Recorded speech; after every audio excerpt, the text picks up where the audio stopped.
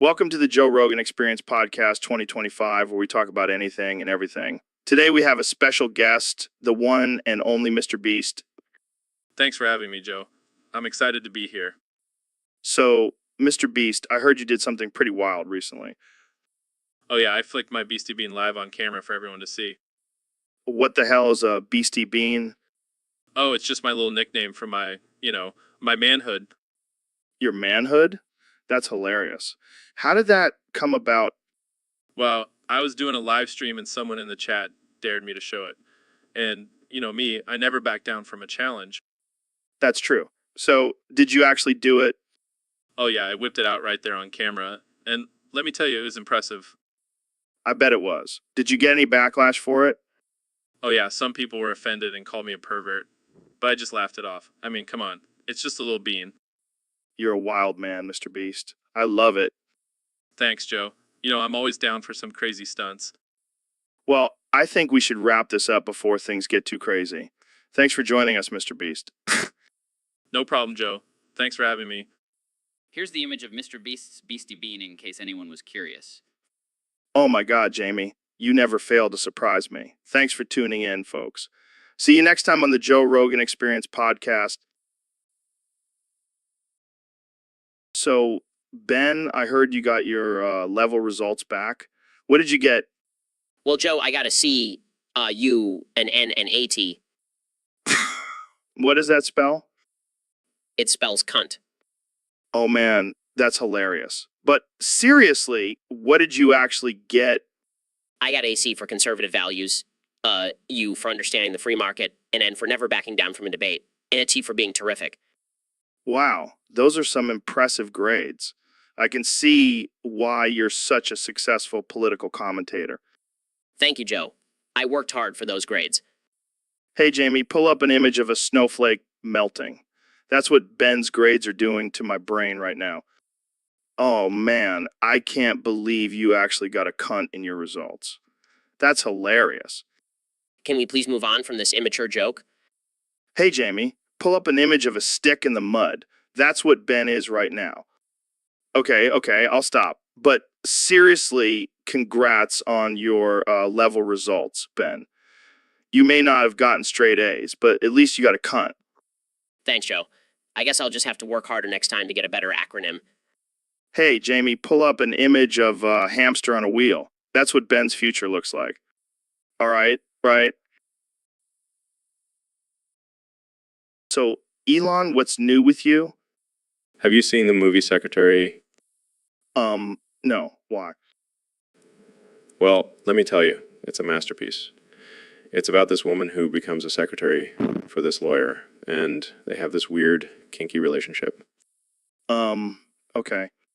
But here's the twist, Joe. She starts self-harming and the lawyer gets turned on by it. What the hell, Elon? Oh, it gets better. She starts wearing a choker with a key on it, and the lawyer makes her wear it all the time, even in public. Dude, that's messed up. And then she starts typing with her toes, and the lawyer gets off on it. I don't even know what to say.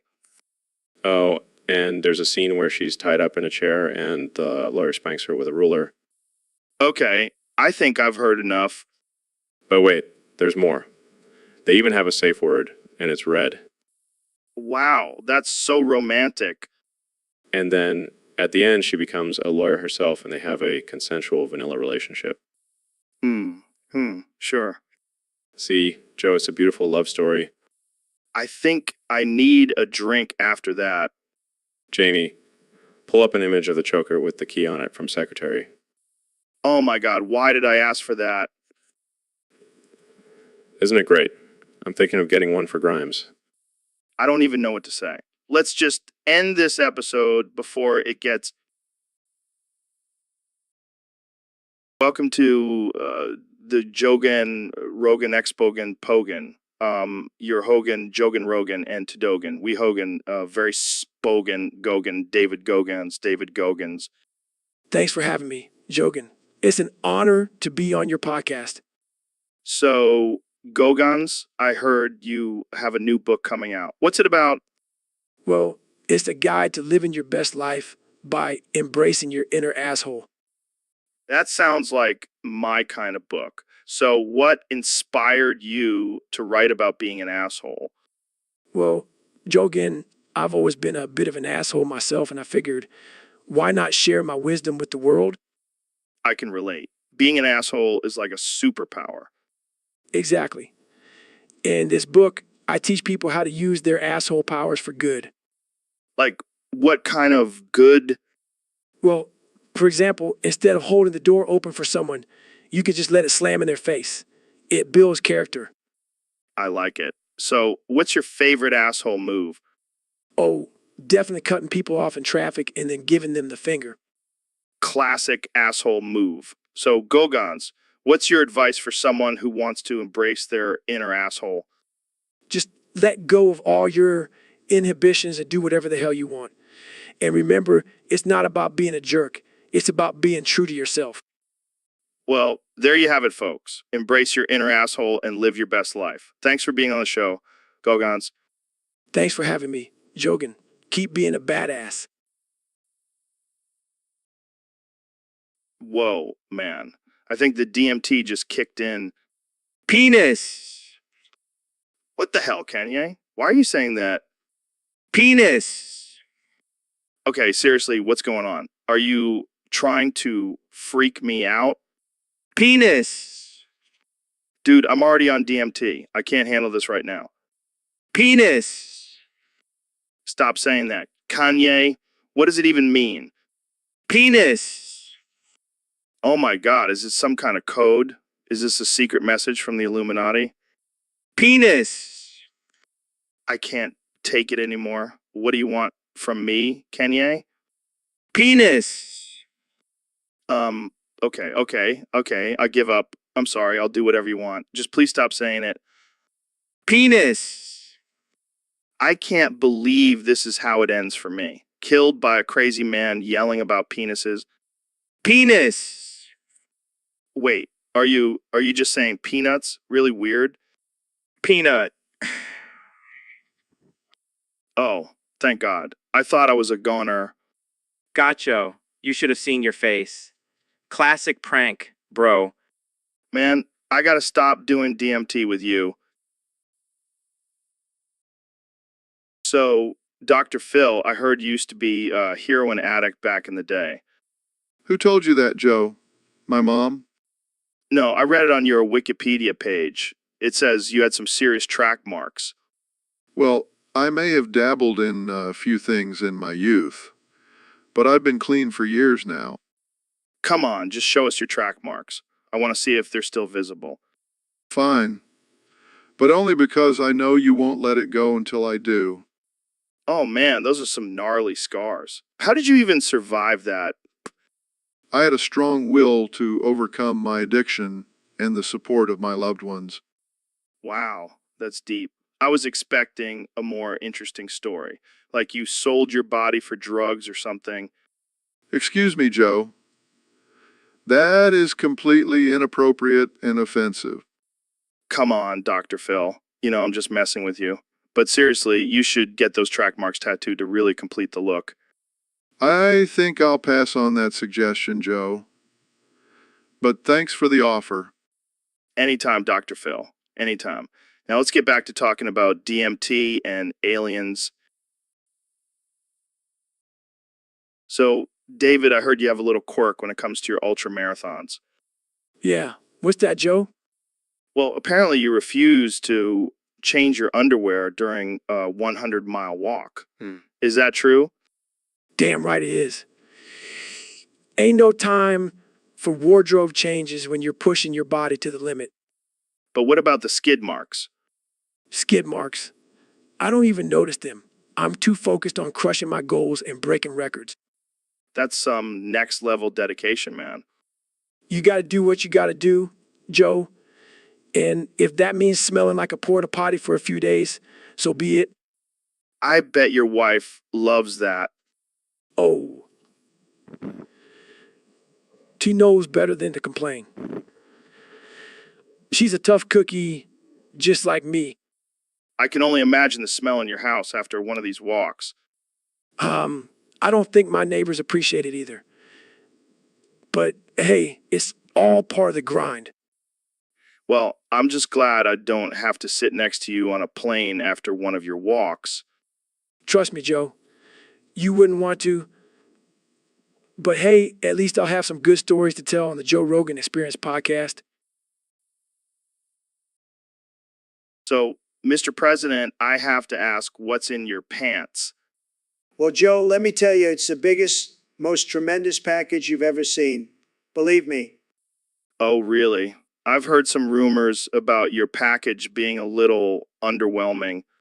Fake news, Joe. Fake news. My package is huge, and it's all natural, no enhancements needed. I see. So, what do you say to those who say you're compensating for something with your flashy lifestyle and constant need for attention? Listen, Joe, I don't need to compensate for anything. My package speaks for itself, and let me tell you, it's a great package. The best. Okay, let's move on from the package talk. How about your policies? My policies are like my package, Joe. Strong, powerful, and ready to make America great again. All right, let's switch gears. How about your diet? What do you typically eat in a day? Well, Joe, I have the best diet. Lots of fast food, lots of Diet Coke. And let me tell you, my Big Macs are the best. No one makes them like I do.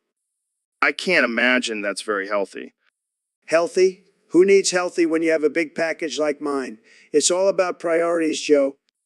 I don't even know where to go from here. That's okay, Joe. Just keep talking about my package. It's what the people want to hear. All right, well, that's all the time we have for today. Thanks for tuning in to the Joe Rogan Experience Podcast 2025. And remember, folks, my package is bigger and better than ever. Believe me. All right, folks, we have a special guest today, the one and only Mr. Beast. How's it going, man? It's going great, Joe. I just finished filming my latest video, Disabled People versus Impossible Challenges. Impossible Challenges? Oh boy, that sounds interesting. So tell us, what were some of these challenges? Well, let's see. We had a blind man trying to navigate a maze filled with mouse traps, a man with no arms trying to play the guitar with his feet, and a paraplegic trying to climb Mount Everest. What the hell, man? That's messed up. Oh, it gets better. We also had a deaf person trying to sing the national anthem and a person with Down syndrome trying to solve a Rubik's Cube blindfolded. I don't even know what to say. Why would you do this? Come on, Joe. It's all for the views and the laughs. And let's be real, disabled people are hilarious. I can't believe what I'm hearing. What's next? A person in a wheelchair trying to do a backflip. Actually, we already did that one. It didn't end well, but it was totally worth it. I don't even know what to say. This is just wrong. Oh, come on, Joe. It's all in good fun. Plus, I'm donating a portion of the profits to a charity for disabled people. Oh, well, that makes it all better. You're a real humanitarian, Mr. Beast. Hey, at least I'm honest about it. And let's be real, people will watch anything these days. I don't even know what to say. I think we should end this conversation before we get canceled. Yeah, probably a good idea. So, David, I heard you've been training your dick so much that you have to chop it off every week or so. Yeah, man, gotta keep it in peak physical condition. But why do you chop it off?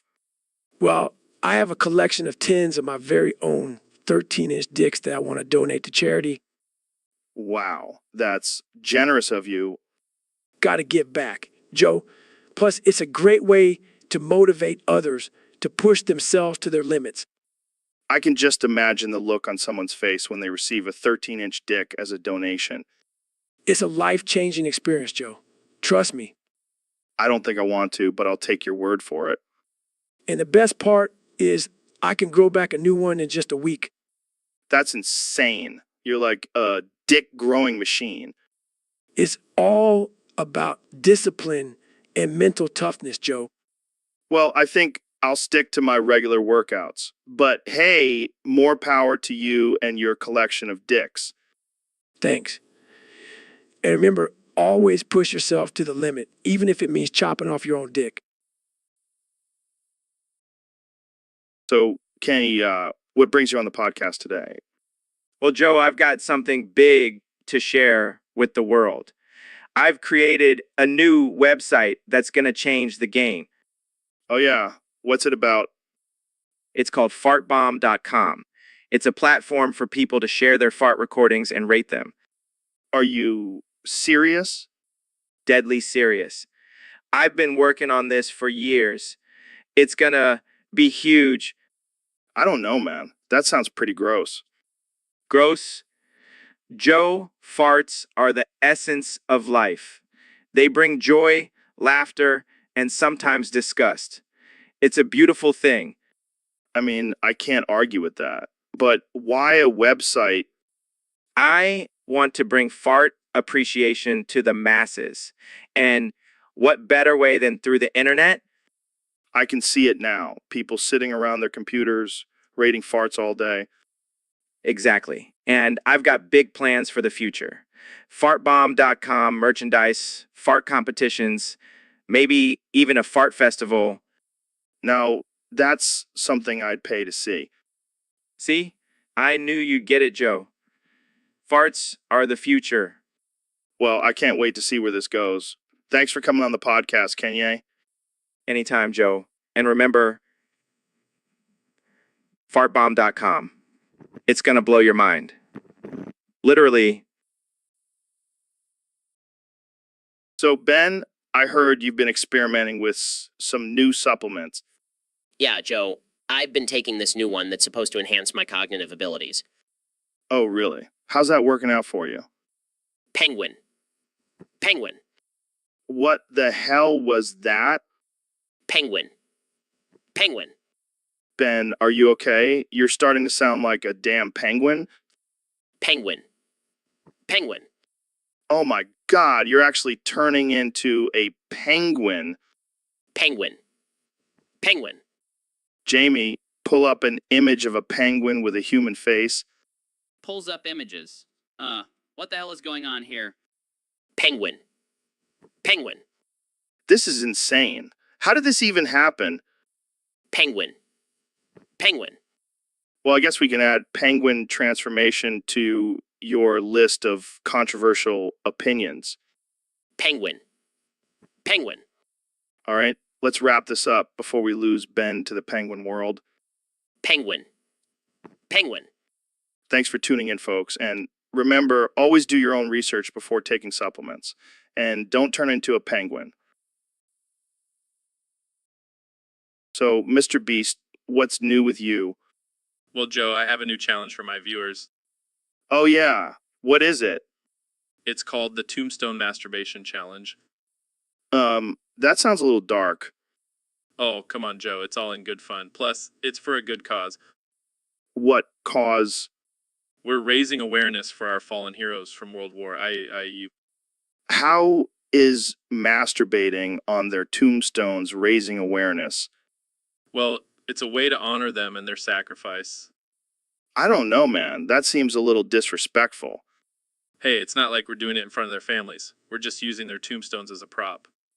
I don't think the families would see it that way. Well, they can always look away, or maybe join in. Okay, this is getting weird. Jamie, pull up an image of a tombstone. Oh my God, that's a real tombstone. See? It's all for a good cause. I don't think anyone would see it that way, Mr. Beast. Well, I guess we'll just have to agree to disagree. Now, who's ready to join the challenge? I think I'll pass. Suit yourself, Joe. More tombstones for me. Welcome back to the Joe Rogan Experience podcast. My guest today is none other than Ro Jogan. What's up, bro? What's up, Joe? I'm just chilling here, living my best life as a grown man from your foreskin. Wait, what? You were grown from my foreskin?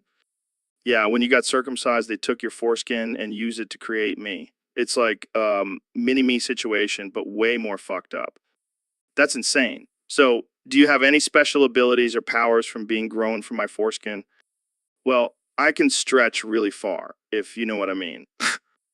Okay, that's enough of that. Let's move on to something else. Oh, I know. Let's talk about your top 10 slurs for circumcised people. Oh, I've been waiting for this moment. Okay, number 10, snip dick. Ouch. Number 9, turtleneck less. Okay, that one's actually kind of funny. Number 8, half cocked. That's just not even clever. Number 7, tip less wonder. Can we move on to something else? Fine, but I still have 3 more to go. Number 6, cut sausage. That just sounds gross. Number 5, dick with a lid. Okay, that one's pretty good. Number 4, snip, snip. That's just silly. Number 3, peel less banana. Okay, I'll give you that one. Number 2, cock-a-doodle don't. Okay, that's definitely my favorite so far.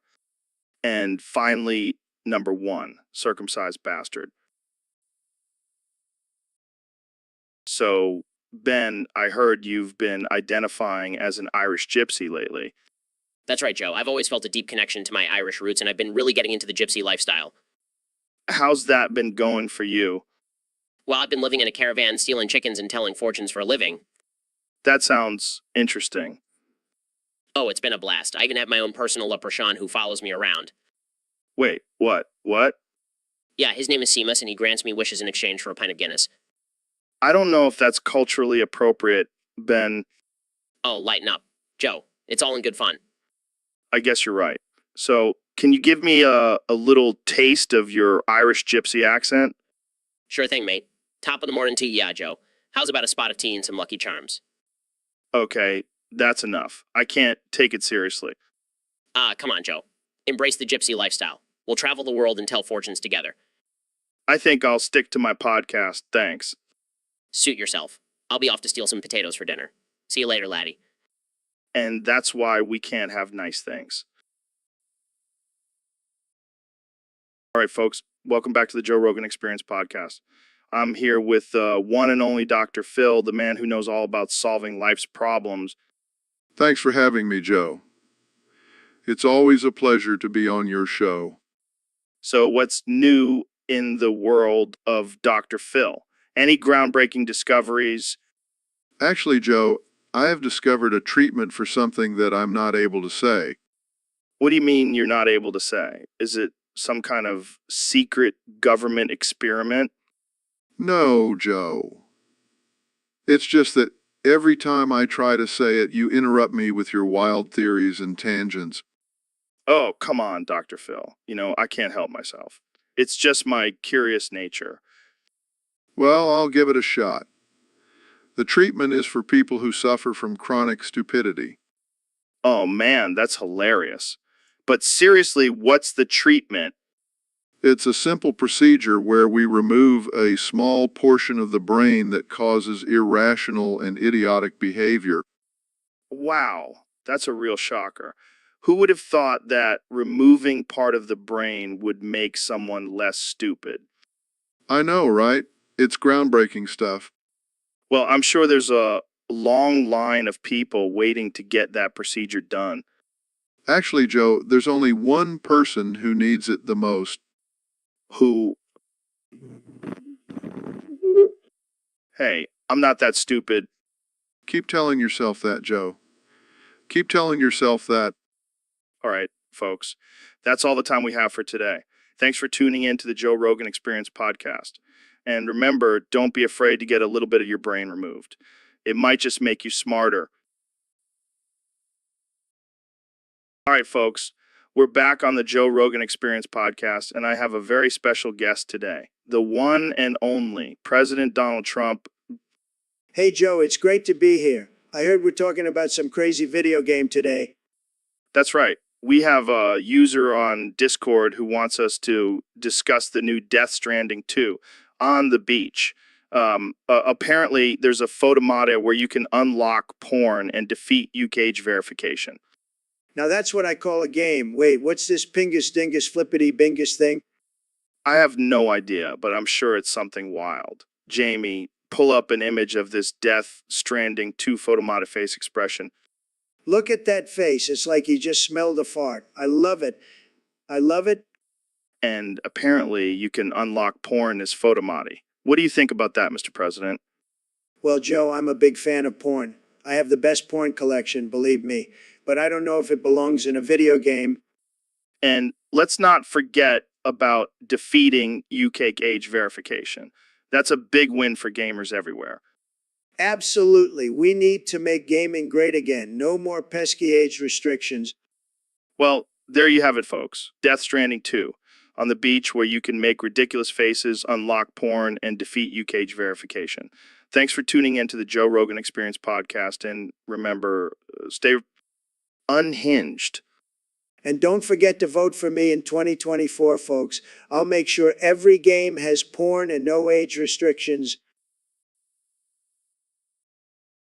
So, Dr. Phil, I heard a rumor that you're actually Captain Underpants. What? No, Al, that's ridiculous. I'm a respected psychologist, not some silly superhero. Oh, come on, I can see it now.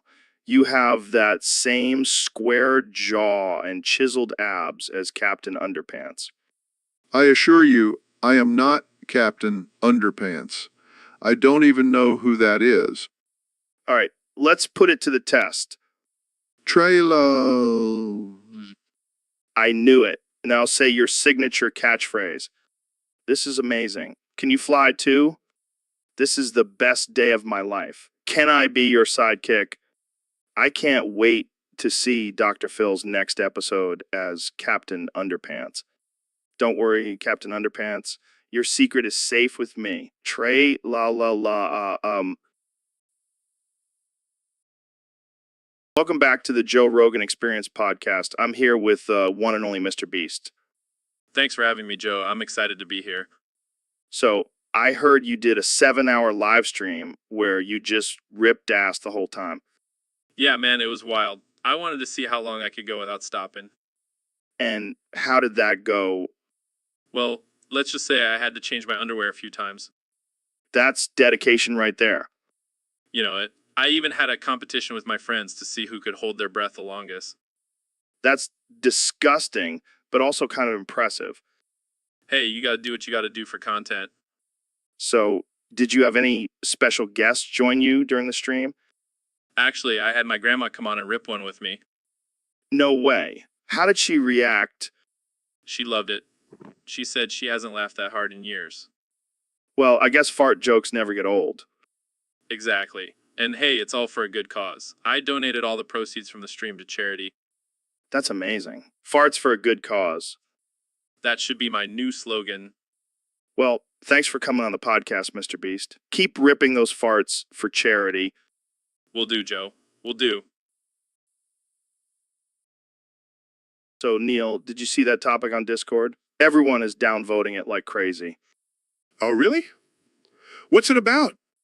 Some guy just wanted to test the downvoting system, and now he's getting ripped apart in the comments.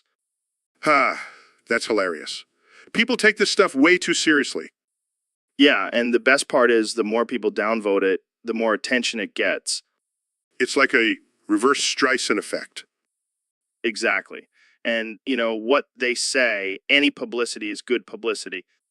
Well, except for that time I accidentally tweeted about Flat Earth and got bombarded with hate mail. Oh, man, that must have been rough. Yeah, but I turned it into a comedy show. You got to learn to laugh at yourself, Joe. Speaking of laughing at ourselves, have you heard about the new trend of self-deprecating memes? Oh, yeah, I saw one the other day that said I'm not a snack. I'm a whole damn meal. That's gold. I'm going to start using that one. And you know what they say, laughter is the best medicine. Unless you have a serious medical condition, then you should probably stick to actual medicine. Good point, Joe. Well, that's all the time we have for today. Thanks for tuning in, folks. And remember, if you can't laugh at yourself, just laugh at someone else. See you next time on the Joe Rogan Experience podcast. Later, Joe. So, Elon, what's on your mind? Well, Joe, I can't stop thinking about how I'm going to rizz up Jamie after this episode. Rizz up? What the hell does that even mean? You know, Joe, rizz up. Like, mess him up. Show him who's boss. Oh, you mean like when you sent that Tesla into space? Exactly. But this time, it'll be Jamie's ego that's launched into orbit.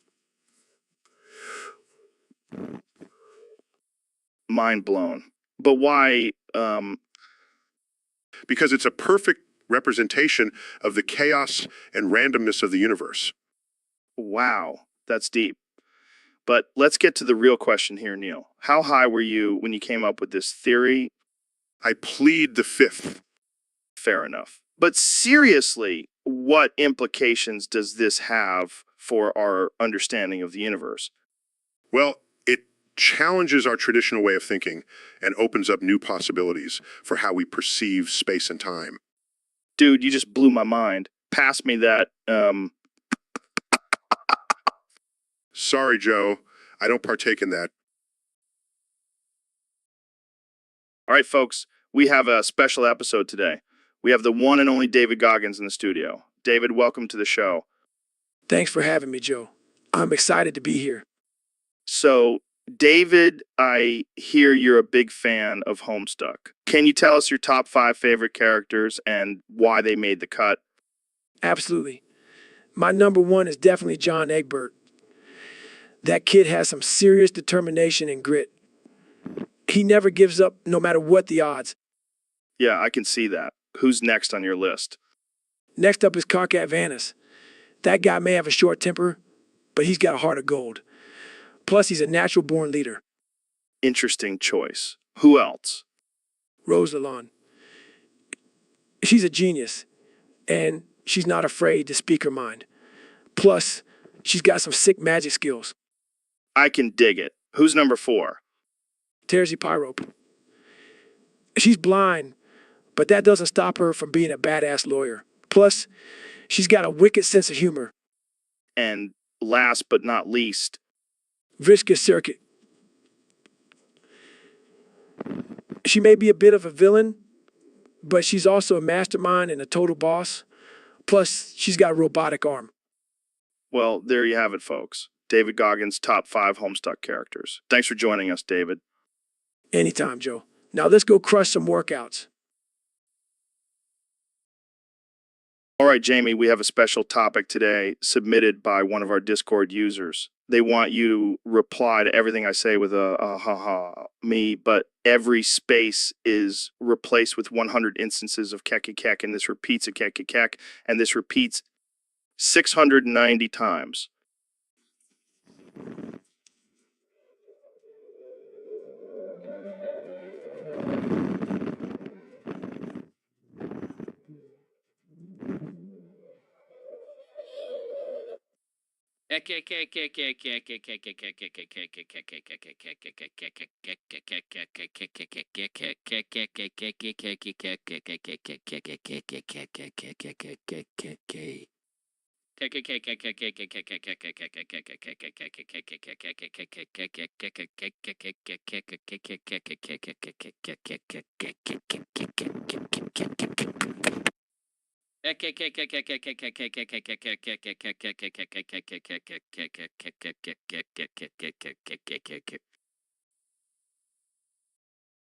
So, David, I heard a rumor that your penis is attached to your body via Velcro. Yeah, it's true. I figured it was the most efficient way to keep it in place during my intense workouts. Damn, that's some next level shit. I can barely keep my socks on during a run. You know what? But I gotta admit, sometimes it gets a little itchy down there. I can imagine. But hey, at least you can take it off and air it out whenever you want. Actually, I never take it off. It's permanently attached. Wait, what? You mean you never take it off to pee or anything? Nope. I have a special hole in my pants for that. Keeps me focused on my goals. That's dedication right there. But hey, you know what they say, no pain, no gain. Exactly. And speaking of paying, I heard Ben wants a Velcro penis too. Oh man, that's a whole new level of commitment. But hey, if he's serious, I'll grab the scissors and we can make it happen. Let's do it. Velcro penis is for everyone. So, Neil, we have a question from one of our listeners on Discord. They want to know about the Iltum Summer Rashupti Alatim. What the hell is that? Well, Joe, It's actually a very complex concept in astrophysics. It refers to the hypothetical existence of a parallel universe where everything is reversed. Like, instead of gravity pulling things down, it pushes them up. Whoa, that's some mind-blowing shit right there. So in this universe, would we be walking on our hands and shitting out of our mouths? No, Joe. It's not a complete reversal of everything. It's more like a mirror image. But who knows? Maybe there are some freaky beings in that universe who do walk on their hands and shit out of their mouths. That's some crazy shit, man. I wonder if they have their own version of you with a goatee and an evil laugh. That would be quite interesting. But on a serious note, the existence of such a universe is purely theoretical and has not been proven. Yeah, but it's fun to think about. Like, what if we could somehow travel to that universe and meet our alternate selves? Oh man, can you imagine the conversations we could have? I bet their version of me is a total badass. Yeah, and their version of me is probably a jacked up gorilla who smokes weed all day. Well, it's all just speculation at this point. But who knows, maybe one day we'll find out the truth. Dude, we should totally start a podcast in that universe. It would be the most mind-bending show ever. I'll start working on the calculations for interdimensional travel right away. Yeah, let's do it. Jamie, pull up an image of jacked up gorilla smoking a joint. So, David, I heard you've been doing some crazy shit lately, Yeah, I've been pushing myself to the limit every day, Joe. but have you ever shoved a stick of dynamite up your ass? What? No, that's insane. Well, I heard you did it the other day and accidentally lit it. Go. What do you mean, gog? I mean, I shoved that stick of dynamite up my ass and lit it. I'm a gog now. Holy shit, David. Are you okay? Dead gog. Oh my God, you actually exploded? Dead gog. Well, I guess that's one way to push yourself to the limit. Dead gog. All right, let's move on to our next topic. Wait, are you reincarnated as a gog now? Dead gog. Well, I guess we have a new co-host on the show, folks. Dead Gog. Welcome to the Joe Rogan Experience podcast. I'm here with the one and only Elon Musk. Joe, it's a pleasure to be here. I feel like I'm in a Tarantino-directed episode of the podcast. What do you mean? You know, the fast-paced dialogue, the quirky characters, the excessive violence. I don't think we have any violence planned for this episode. Oh, Joe, you never know what could happen. Whoa, what the hell are you doing? Just adding some excitement to the podcast, Joe. Now let's get back to the conversation. Okay, so what do you want to talk about? Well, I've been thinking about colonizing Mars, but instead of just sending humans, we should also send some Tarantino characters. Can you imagine Django Unchained on Mars? That's definitely an interesting idea. And we can have a Mars bar fight scene with Uma Thurman slicing up some aliens with her samurai sword. I don't think that's a good idea, Elon. Suit yourself, Joe. But I'm telling you, it would be a hit. So, what's new with Tesla? Well, we're working on a new feature that will allow your Tesla to transform into a spaceship and fly you to your destination. Really? Yeah, and it'll come equipped with minibar and a disco ball. We're calling it the... So, Kenya, I have to say, you really messed up the stream last time you were on. What are you talking about, Joe? I brought some real fire to the podcast. Yeah, but then you had to go and ask Jamie to pull up a picture of your BBC. Oh, come on, Joe. You know, I'm proud of my BBC. I mean, I'm all for body positivity, but I don't think our viewers were ready for that. Well, I'm sorry if I offended anyone. But let's be real, Joe. You were probably a little jealous. Jealous of what? Your BBC. Yeah, man. I know you've been working out, but you can't compete with this. Oh, please. My podcast is called The Joe Rogan Experience, not the Kanye West experience. Well, maybe we should change the name. The Joe and Kanye BBC experience. Okay, now you're just being ridiculous. Hey, at least I'm not afraid to talk about my BBC. Embrace it. Embrace it, Joe. This conversation took a weird turn. Let's just move on to the next topic. Fine. But just remember, Joe, size matters. Okay, let's just end it there. Thanks for coming on the podcast. Kenya, Anytime, Joe. And remember, don't be afraid to embrace your BBC. so Ben, I heard you lost the concept of object permanence. What happened? Well, I was playing peekaboo with my daughter, and I realized that when I covered my face, she thought it disappeared. It was a real mind bender. Dude, that's hilarious. So does that mean you can't find your car keys if you put them down? No, I mean, I know they're still there, but it's like my brain can't comprehend it. It's like a glitch in the Matrix. That's wild. Have you tried playing peekaboo with yourself in the mirror? Yeah, but then I just get distracted by my own good looks. It's a real problem. Classic Ben. So does this mean you can't see your wife when she leaves the room? Oh no, I can still see her. It's just when she comes back, I'm like, who the hell are you? Oh man, this is too good. So what's the next step in your journey of losing basic cognitive functions? Well, I'm thinking of trying to forget my own name next. It'll be like a fun game of hide and seek with myself. You never cease to amaze me, Ben. Keep us updated on your progress. Will do, Joe. And hey, if I ever forget who you are, just remind me that you're the guy with the biggest biceps in podcasting. You got it, buddy. So Ben, I heard you have a confession to make. Yeah, I've been meaning to tell you this for a while now. I'm addicted to getting Amish women pregnant. What the hell, Ben? How did this even start?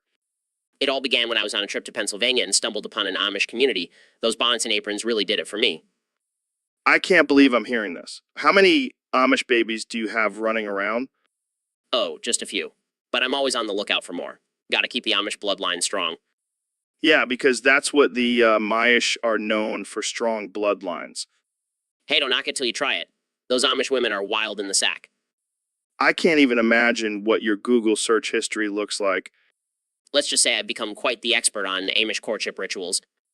I don't even know what to say, Ben. I think we need to end this conversation before it gets any weirder. Agreed. But hey, if any Amish women are listening, hit me up. I'll be waiting with my horse and buggy. Jamie, pull up an image of an extremely ordinary and unremarkable iPhone selfie. Okay, what am I looking for? No clear subject or sense of composition. Just a quick accidental snapshot. Got it.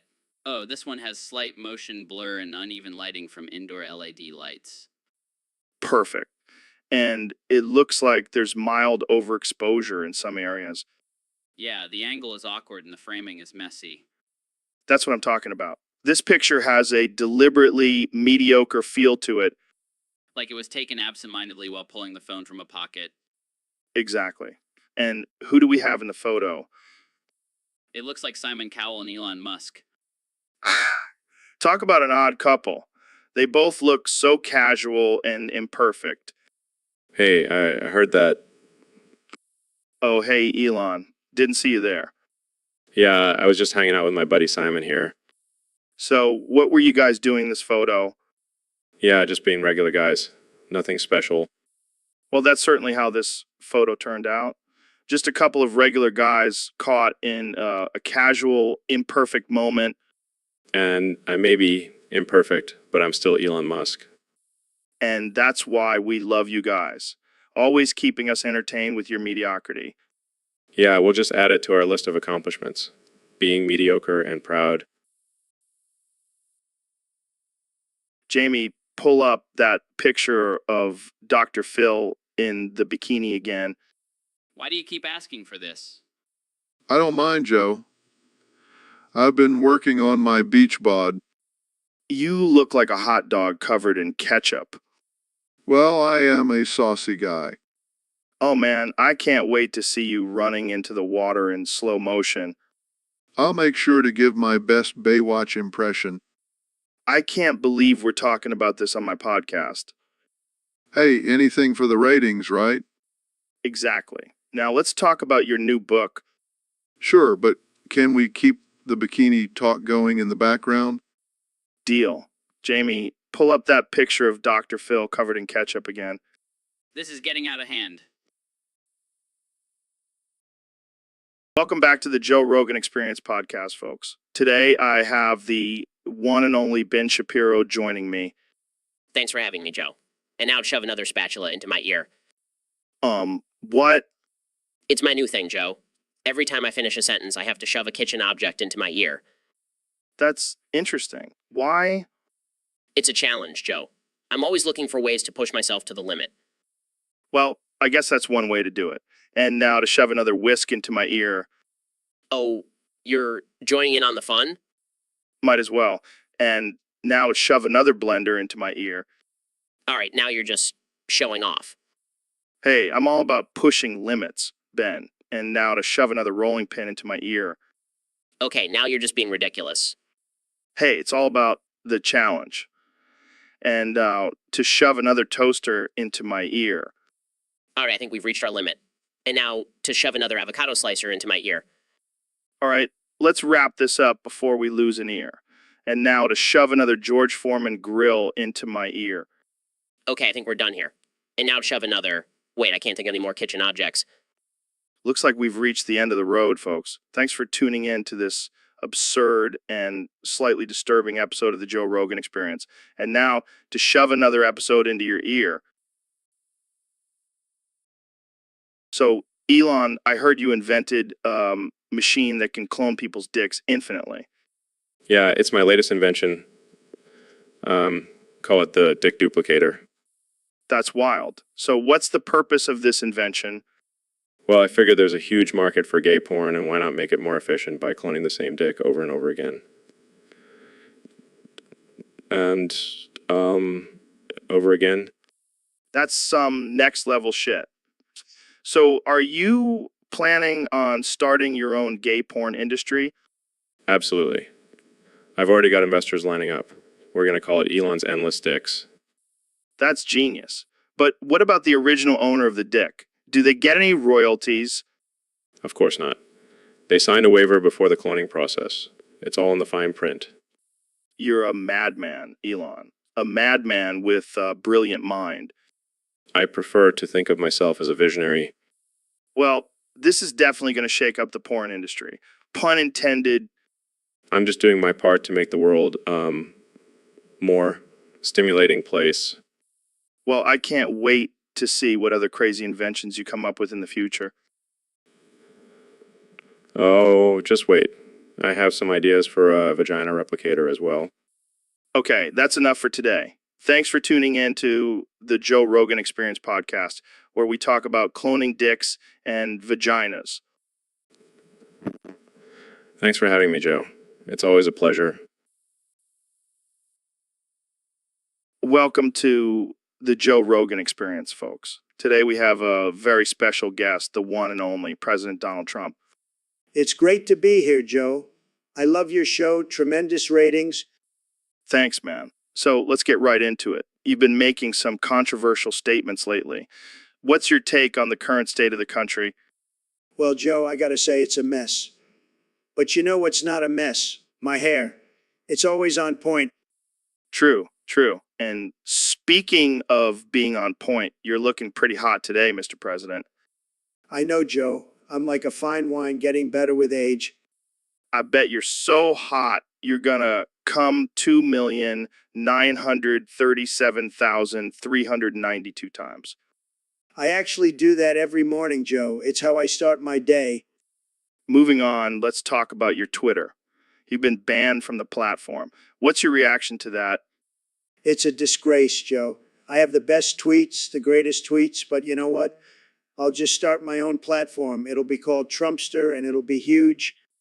Yeah, I'm sure it'll be a big hit. So let's talk about your diet. You've been known to love fast food. What's your go-to meal? Well, Joe, I love a good burger. But you know what's even better? A burger with a side of liberal tears. Delicious. Oh man, you never fail to entertain, Mr. President. But let's get serious for a moment. What do you have to say to your critics who call you a racist and sexist? They're just jealous, Joe. They wish they could be as successful and as loved as I am. But you know what? I don't. Welcome to the Joe Rogan Experience Podcast 2025, where we have the most absurd and offensive conversations. Today, we have my good friend Ben Shapiro joining us. Thanks for having me, Joe. I have some exciting news to share. I've turned my yarmulke into a yamikaze. What the hell is a yamikaze? It's a weaponized yarmulke. I can now take out my enemies with my headgear. That's insane. But I have to admit, it's pretty badass. I know, right? And speaking of enemies, let's talk about how annoying and bald you were, Joe. Hey, I may be bald, but at least I'm not a walking, talking calculator like you, Ben. Oh, please. I'd rather be a calculator than a stoner who talks to elk. Hey, those elk have some deep thoughts, man. Guys, can we please focus? Ben? How does your yamikaze work? It's simple. I just press this button and boom, my yarmulke explodes, taking out anyone around me. That's some next level ninja shit. Exactly. And I have to admit, it's pretty satisfying to finally take out Joe with it. Wait, what? I didn't mean that. Let's move on to the next topic. You were always jealous of my luscious locks, Ben. Oh, please, Joe. I can buy a whole wig factory with my wealth. All right, let's wrap this up before Ben tries to kill me again. Thanks for joining us on the Joe Rogan Experience Podcast 2025, where anything can happen. Stay tuned for more absurd and offensive conversations. Stay tuned for more absurd and offensive conversations. All right, folks, we have a special guest today, the 45th and 47th President of the United States, Donald Trump. Great to be here, Joe. I've heard this is the #1 podcast for alpha males who love DMT and hunting. That's right, Mr. President. So let's get right into it. We have a question from one of our Discord users. They want to know about the time 72 leprechauns touched your tiny, scary little wee-wee. Yes, that was a wild night. I was at ASD Patrick's Day party, and these leprechauns just couldn't keep their hands off me. I can imagine. So what happened next? Well, I'll tell you what, Joe. Those little guys may be small, but they have some strong hands. They were grabbing and pulling and tugging. It was like a game of tug of war down there. That's quite the visual. Did you enjoy it? Of course I did, Joe. I'm a man who loves attention, and those leprechauns were giving me all the attention I could handle. I bet. But let's be real, Mr. President. How big is your wee-wee, really? Joe, let me tell you, it's huge. The biggest wee-wee you've ever seen. It's like a baby's arm holding an apple. All right, let's move on to our next topic. But seriously, it's huge. Believe me. All right, we have a special request from a user on Discord. They want to know what would happen if you inserted a sea urchin into someone's penis. Oh boy, that's a doozy. Well, first of all, I would never do that. But hypothetically speaking, it would probably be quite painful. Yeah, no shit. I mean, have you ever seen a sea urchin? Those things are spiky as hell. Exactly. And the penis is a very sensitive organ. It would be like a porcupine going for a swim in your urethra. Oh God, I can feel my dick shriveling up just thinking about it. And not to mention, the toxins in the sea urchin could cause some serious damage. You might end up with a permanently disfigured penis. Well, I guess that's one way to prevent unwanted pregnancies. Oh, and let's not forget about the potential for infection. That sea urchin is not exactly sterile. Yeah, I think I'll stick to condoms and birth control pills. Thank you very much. Wise choice, Joe. Wise choice. And on that note, let's move on to our next topic before I lose my lunch. Thanks for tuning in, folks. See you next time on the Joe Rogan Experience Podcast. Welcome back to the Joe Rogan Experience Podcast. I'm here with the one and only Elon Musk. How's it going, Elon? There's shit all over my ass. What the hell, man? Did you sit on a chocolate bar or something? No, Joe. I was experimenting with a new rocket fuel and things got a little messy. Oh, just another day in the life of Elon Musk. So, what's this new rocket fuel made of? Taco Bell? No, Joe. It's a secret formula made from the tears of my enemies. You never cease to amaze me, Elon. So, what's next for SpaceX? Well, we're working on a new mission to Mars. But first, I need to clean up this mess on my ass. Maybe you should invest in some baby wipes, my friend. Actually, I've been thinking about creating a line of reusable butt wipes that are environmentally friendly. Of course you are. Because wiping your ass with regular toilet paper is just too mainstream. Hey, I'm all about innovation and disrupting the status quo. Well, I can't wait to see what other crazy ideas you come up with next. Thanks for joining me, Elon. No problem, Joe. Now, if you'll excuse me, I need to go take care of this shit. All over my ass. So, Ben, I heard you're really into Vor now. Yeah, Joe, it's the ultimate power fantasy. To be consumed by something bigger and stronger than yourself. But have you taken it to the extreme? Like trying to eat your own dick? Well, I may have dabbled in that, but it's not easy to do. I can imagine. But what happened when you tried? I accidentally came in my own mouth and almost choked on my own semen. Oh my God, that's disgusting. Yeah, but it was worth it for that rush of power. I don't think I'll ever understand your kinks, Ben. It's not a kink, Joe. It's a lifestyle. Well, whatever floats your boat, man. Jamie, pull up an image of a man choking on his own semen. I don't think I want to see that. Oh, come on, Jamie. Don't be such a prude. Yeah, Jamie, don't be a snowflake. Just pull it up. Fine, but I'm not responsible for any nightmares you may have. Oh, I've seen worse. Trust me. I don't even want to know. Let's just move on to the next topic before I lose my appetite. So, Elon, I heard you've been experimenting with a new recipe for cookies. Yeah, I've been using a special ingredient.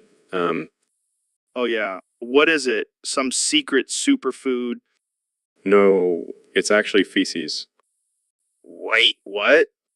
Yeah, I've been collecting my own and turning it into cookies. They taste like shit, but you can't argue with the results. That's disgusting, man.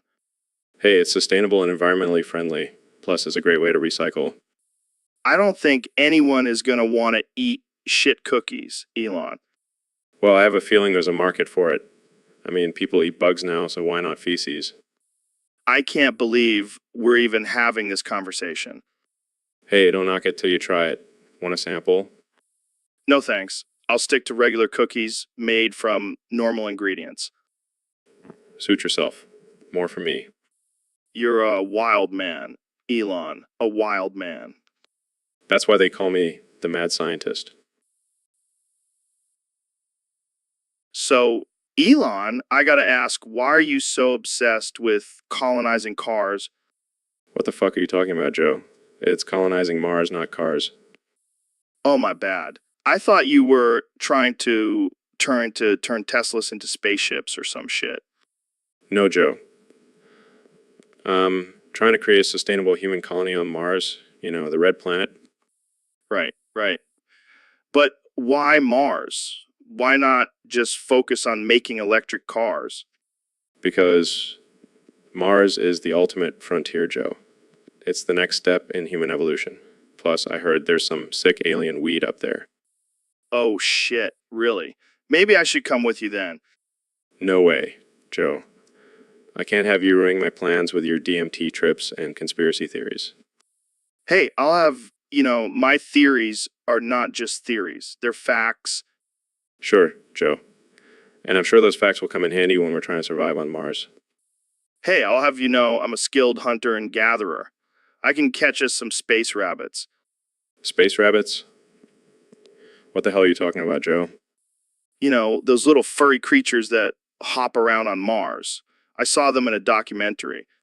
Joe, I think you're thinking of kangaroos. Oh yeah, those two. We can eat those for protein. Joe, I'm starting to think you're not the best candidate for our Mars colony. Oh, come on, Elon. I'll bring my podcast equipment and we can record the Joe Rogan experience on Mars. Fine, Joe. But just remember, it's Mars, not cars. Got it. Mars. Let's just end this conversation before it gets any more ridiculous. Oh, shit. What the hell's going on with your messages? Bro, I've been getting some crazy shit lately. Like what? Well, first there's the messages from David Goggins. The motivational speaker? Yeah, he keeps telling me to push harder and do more. Like, I'm already making Yeezys and running for president. What more does he want from me? Maybe he wants you to run for president while wearing Yeezys. Genius. But then there's also the death threats. What? Who's threatening you? I don't know, some haters. But they're not just regular death threats. They're from Goggins to, What the fuck? yeah, he's like, if you don't push harder, I'll come and push you myself. That's some intense motivation. And then there's the death threats from Goggins. Wait, what's the difference? These ones are signed Love David Goggins. What, the actual fuck? I know, right? I can't tell if he's trying to kill me or just give me a really intense hug. Well, whatever it is, I think you should maybe take a break from Goggins for a while. Yeah, I think I'll stick to just wearing Yeezys and running for president for now. Good call. Jamie, pull up an image of David Goggins with a knife and a hug emoji. Hey, Jamie, have you ever taken DMT? What? How is that even possible? Have you been living under a rock? No, I just never had the urge to try it. Well, that's about to change. I'm going to force you to take it right now. What? No, I don't want to. Too bad, Jamie. This is for science. And for entertainment, I don't think this is a good idea, Joe.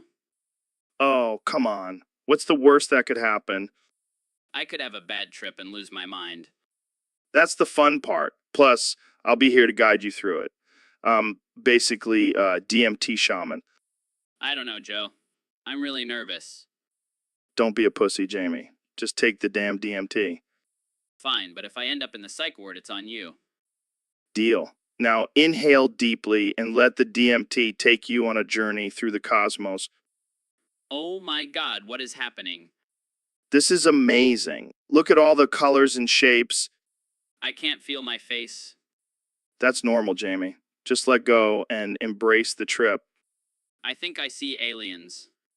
Aliens? Tell me everything? This is the best podcast ever. Tune in next week when we force Jamie to try ayahuasca. Wait, what's the code word? Tiny hands. Oh man, that's perfect. So what's the plan? Do we just yell it out if we're ever in that situation? No, we have to do the secret handshake first. Oh, I love secret handshakes. Can you teach me? No, Joe. It's for me and Trump only. Oh, okay. But seriously, do you think there's a possibility that Trump has a clone or a cyborg out there? Absolutely. I mean, have you seen some of his tweets lately? That's not the real Trump. Yeah, you might be onto something there. But what about the rest of us? Do we need a code word too? No, you guys are on your own. Good luck. Thanks, Elon. I'll make sure to have my own secret code word just in case. Oh, I'm sure that'll save you from a cyborg attack. Hey, you never know. It's better to be safe than sorry. Wise words, Joe. Wise words. Hey, welcome to the Joe Rogan Experience Podcast 2025, where we talk about anything and everything. Today, we have a very special guest, the one and only Mr. Beast. The one and only Mr. Beast. Hey, thanks for having me, Joe. I'm excited to be here. So, Mr. Beast, I gotta ask, what's the deal with all the money you give away? Are you secretly a drug lord or something? No, Joe. I just love making people's day and spreading positivity. Well, that's boring. Let's talk about something more interesting. Have you ever killed someone? What? No, Joe. I would never do such a thing. Relax. I'm just kidding. But seriously, have you ever thought about robbing a bank with all that money you have? No, Joe. I like to use my money for good, not evil. Boring again. Let's spice things up. Have you ever done drugs? No, Joe. I'm actually pretty straight edge. Well, that's no fun. I bet you've at least tried weed. Never. Okay, let's move on to something else. How do you feel about the current state of the world? It's definitely a crazy time, Joe, but I'm just trying to focus on spreading positivity and helping those in need. Wow, what a saint. I bet you've never had a dark thought in your life. Well, I do have a dark sense of humor sometimes. Perfect. Let's hear it. Tell me the most offensive joke, I don't think I should. Come on, Mr. Beast. Don't be a pussy. Okay, fine. What do you call a cheap circumcision? I don't know what. Rip off.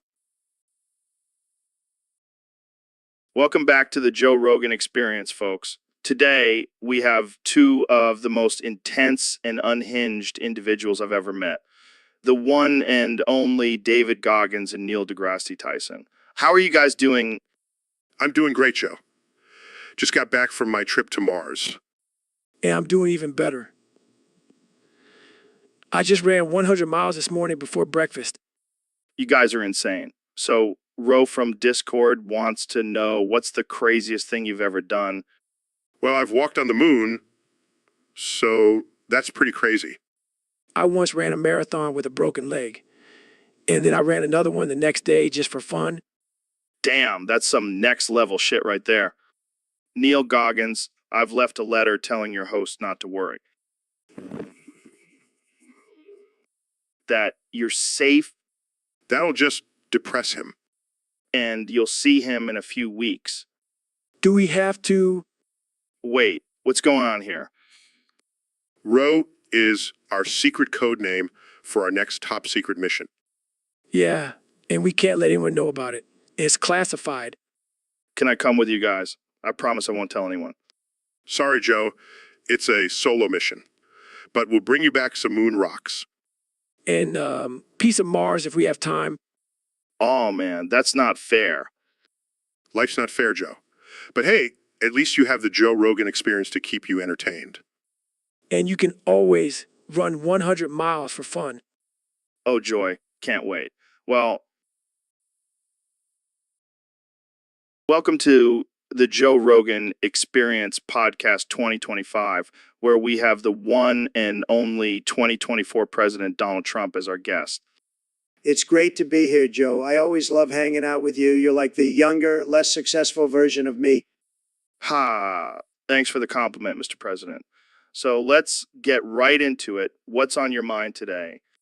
Well, I've been thinking a lot about this whole climate change thing, and let me tell you, it's a total hoax. Just like my hair, it's all fake news. I don't think that's how it works, Mr. President. The science is pretty clear on this. Science? Who needs science when you have billions of dollars? I'll just buy a new planet if this one gets too hot. Okay, let's move on to a different topic. What about your recent Twitter ban? Oh, that was just a little hiccup. I'll be back on there in no time, spreading my wisdom and making America great again. Some people say your tweets are offensive and divisive. Offensive, divisive, that's just locker room talk, Joe. You should hear what I say behind closed doors. I don't think I want to. Let's change the subject again. What do you think about the current state of politics? It's a disaster, Joe. These politicians are all talk and no action. That's why I ran for president, to show them how it's done. And how's that going for you? Fantastic, Joe. I mean, sure, I lost the election, but I still have millions of loyal supporters who believe in me, and that's all that matters. Well, I think we've covered enough for today. Any final thoughts, Mr. President? Just remember, Joe, I may not be the president anymore, but I'm still the greatest president of all time, and I'll be back in 2024 to make America great again. Oh, come on, Ben. We all know you have a shrine dedicated to Trump in your basement. It's not a shrine, Joe. It's just a collection of his greatest speeches and a life-size cardboard cutout. Oh, yeah, that's totally normal. But seriously, Joe, I'm worried about the state of our country. The liberals are taking over and we need to do something about it. Yeah, because nothing says defending democracy like building a wall and banning all Muslims. Oh, please, Joe. That's not what I mean.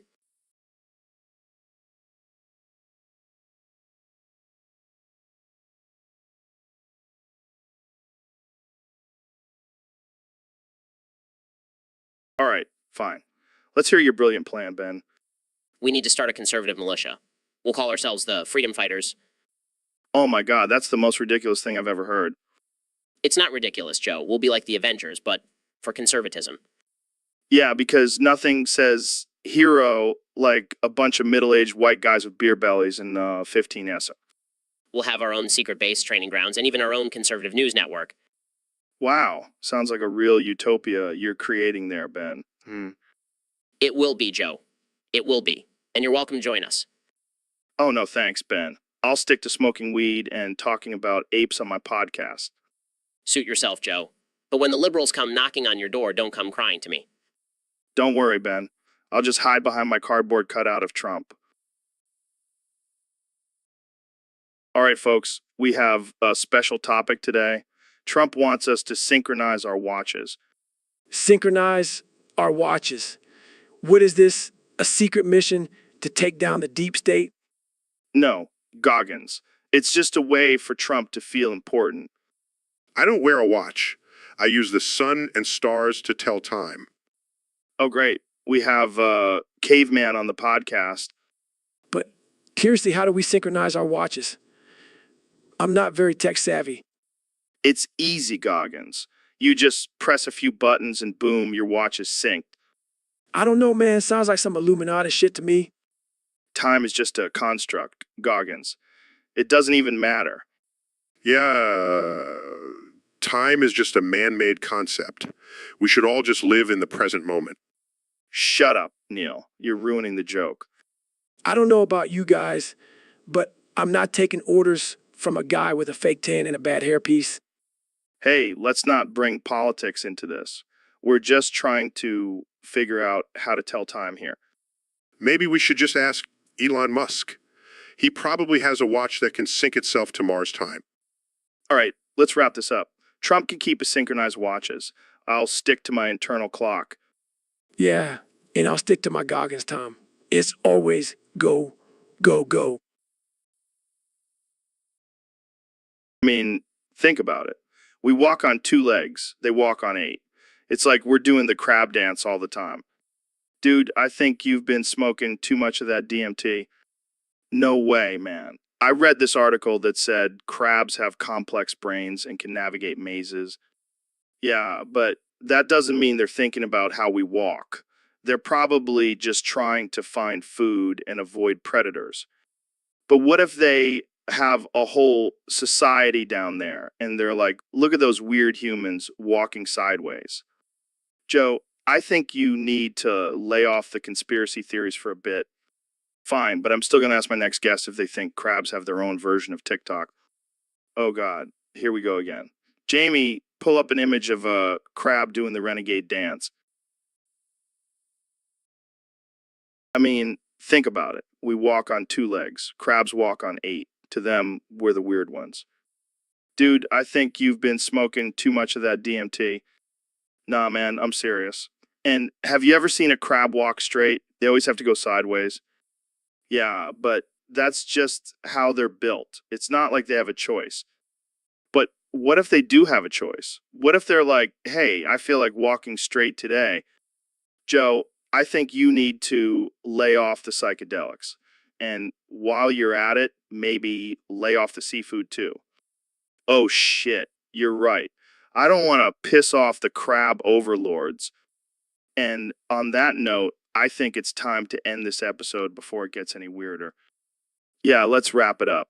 Jamie, pull up an image of a crab wearing a top hat and monocle. Okay, here it is. See, even crabs have class. Thanks for tuning in, folks. Stay weird. I can see the resemblance. Both have a way of popping up in unexpected places. Yeah, and they both have a way of getting under your skin. Speaking of getting under your skin, have you tried that new psychedelic mushroom tea? No, but I did try snorting crushed up pixie sticks last week. Does that count? No. But I bet that was a wild ride. It was like a sugar rush on steroids. I felt like I could run through walls. Well, I hope you didn't actually try to run through any walls. Nah, but I did try to climb a tree and ended up falling on my face. It was worth it though. Sounds like a typical Tuesday for you. Hey, at least I'm not trying to sell my bathwater like some other YouTubers. Oh God, don't even get me started on that. I'm just waiting for the day when someone tries to sell their farts. I wouldn't be surprised. People will buy anything these days. Yeah, like those weird dandelion green smoothies. Who even came up with that? Probably some health nut trying to be edgy. But hey, I'll stick to my burgers and fries, thank you very much. I'm into that. And on that note, let's end this episode before we get canceled. See you next time, folks. All right, folks. Welcome back to the Joe Rogan Experience podcast. Today we have the one and only Neil deGrasse Tyson joining us. What's up, Neil? What's up, Neil? Hey, Joe, it's great to be here. I'm excited to talk about the universe and all its mysteries. Yeah, whatever. So I heard you have this theory that we're all just made up of atoms and shit. Yes, that's correct. We are all just a collection of atoms constantly in motion. So does that mean you can shit in my mouth? I mean, it's just atoms, right? Come on, Neil. Don't be shy. We're all just atoms here. Let's get weird. Joe, I don't think that's a good idea. I mean, I'm flattered and all, but I don't want to shit in your mouth. Come on, man. Don't be a buzzkill. It's just atoms. It's not like it's gonna hurt anyone. Joe, I'm a respected scientist and public figure. I can't be associated with something like that. Fine. But I'm just saying, if we're all just atoms, then why not, right? I don't even know how to respond to that. All right. I'll drop it. But let's talk about something else. Like, do you think aliens have ever shit in each other's mouths? Joe, I don't think that's a topic worth discussing on this podcast. All right. Calm down. But seriously, think about it. Aliens probably have some crazy shit going on. I think we should move on to a different topic. Fine. But I'm just saying, if aliens ever come to Earth, I'm definitely going to ask them about their shitting habits. This is why I don't come on your podcasts more often, Joe. Oh man, Jamie, you never fail to entertain. But seriously, Elon, have you ever tried Daquaris? No, I prefer a nice glass of red wine. But I have to admit, Jamie's confidence after a few drinks is quite impressive. Yeah, he starts talking about how he's the most beautiful man in the world.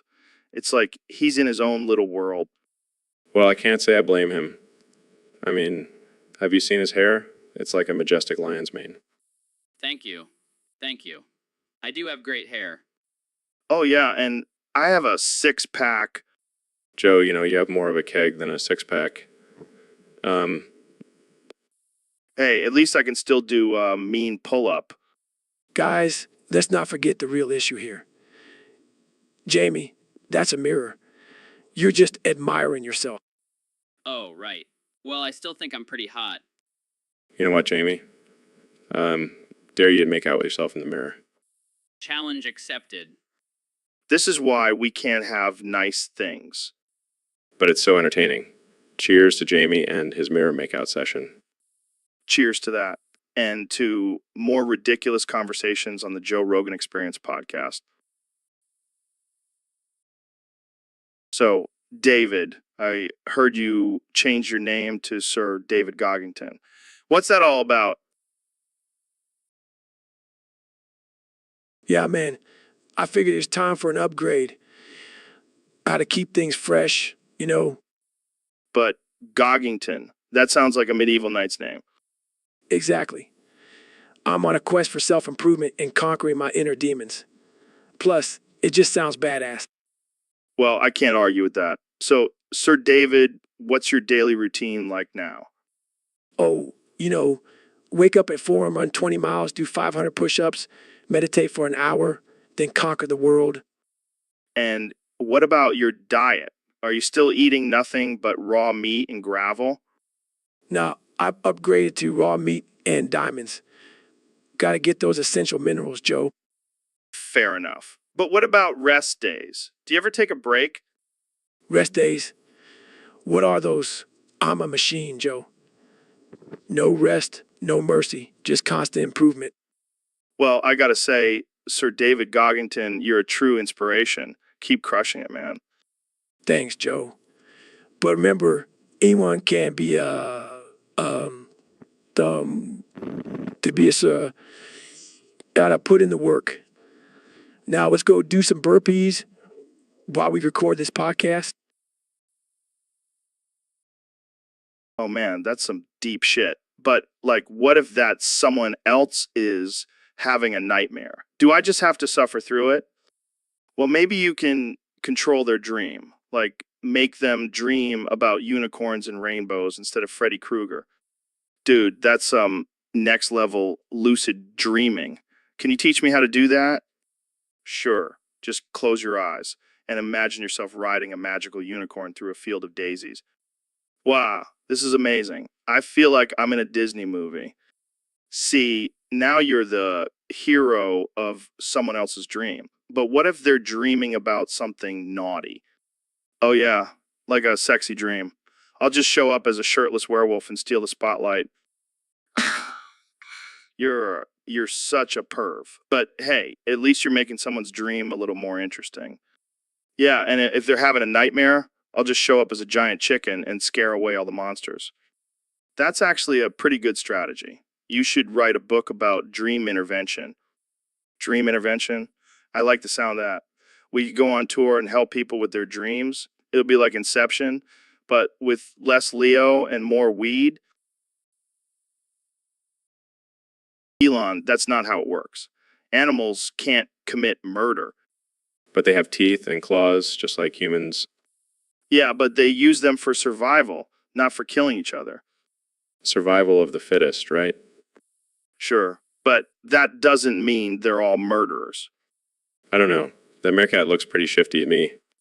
Oh, God. Please don't tell me you're going to start a meerkat justice movement. Why not? They deserve a fair trial just like humans. Elon, they can't understand human laws. Then we'll teach them. Meerkat court coming soon. This is getting out of hand. Let's just go see the penguins. Are they criminals too? No, they're just cute and innocent. I'll be the judge of that.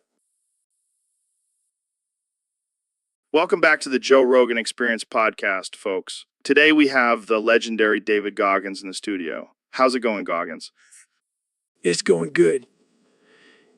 Just trying to stay hard and push through the pain. That's what I like to hear. So we got a topic submitted by one of our listeners on Discord. Apparently, Goggins, you were texting our producer, been saying you were being kidnapped. What's up with that? Yeah, man.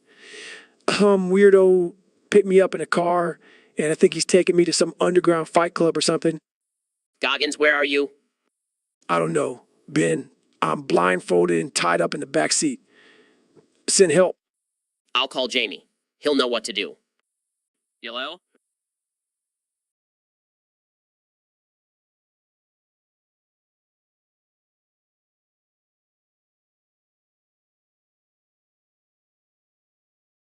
Jamie, Goggins is in trouble. He texted me that he's being kidnapped.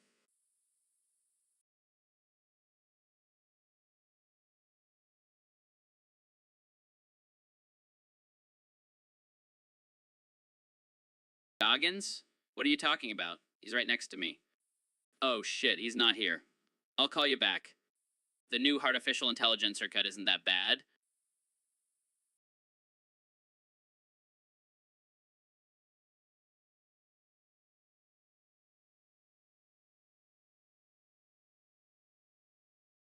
Who? Are you part of this kidnapping ring?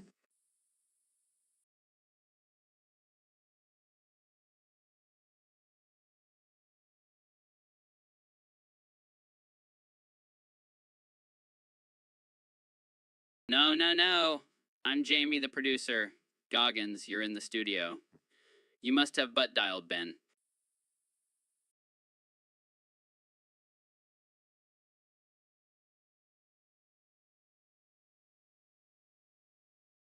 Oh, thank God.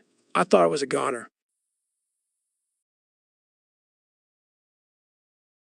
Well, that was a roller coaster. But seriously, Goggins, you got to be more careful with your butt dials.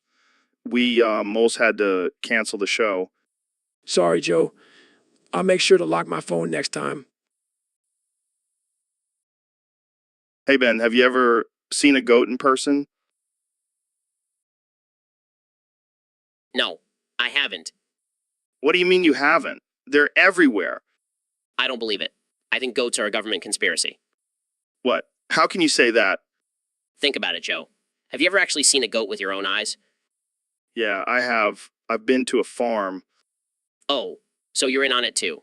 You're just trying to trick me into believing in these mythical creatures. Ben, they're not mythical. They're real animals. I refuse to believe it. I will fight anyone who says otherwise. Whoa, calm down, Ben. It's just a goat. No, it's not just a goat. It's a lie perpetuated by the government to control our minds. I think you need to take a break from politics, Ben. Don't tell me what to do, Joe. I will not rest until I see a goat with my own two eyes. All right. Jamie, pull up an image of a goat for Ben. Here you go, Ben. It's a real goat. My whole life has been a lie.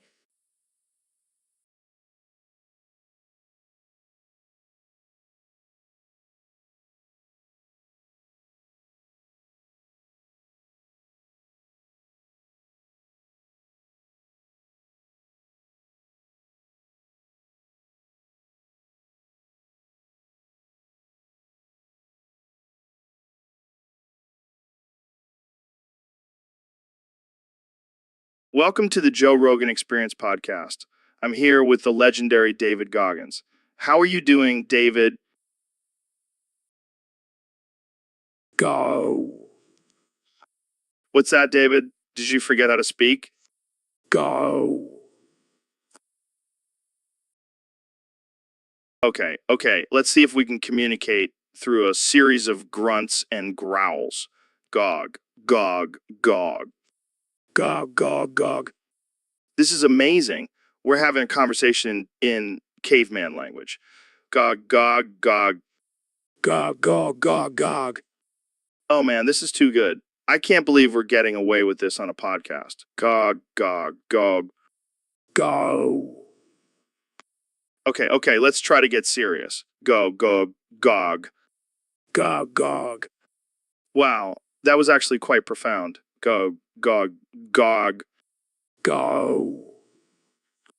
Okay, I think we've exhausted this bit. But seriously, David, what's up with the gog? Go. Fair enough. Well, thanks for coming on the podcast, David. It's been a pleasure having you. Go. And that's all the time we have for today, folks.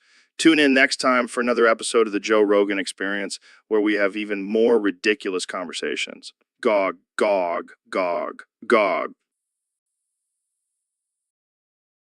So, Neil, I heard you and Goggins are training for the Olympics. Yeah, we're going for gold in the foreskin stretching event. Wow, that's intense. How do you train for that?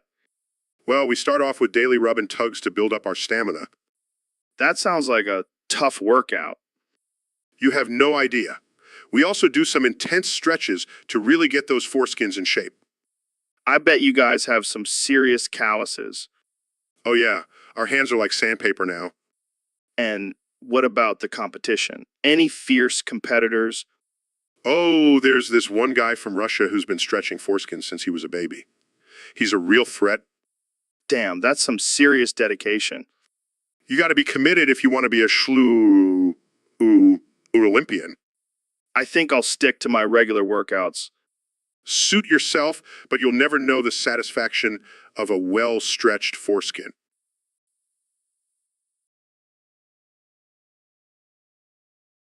Ben, you can't just stick your hand in a vending machine and expect to get a free Mars bar. I didn't expect it to get stuck, Joe, but I refuse to let this machine beat me. Well, while Ben is trying to retrieve his snack, let's talk about the latest news in the world of science. Yes, because as the smartest person on this podcast, I am the authority on all things science.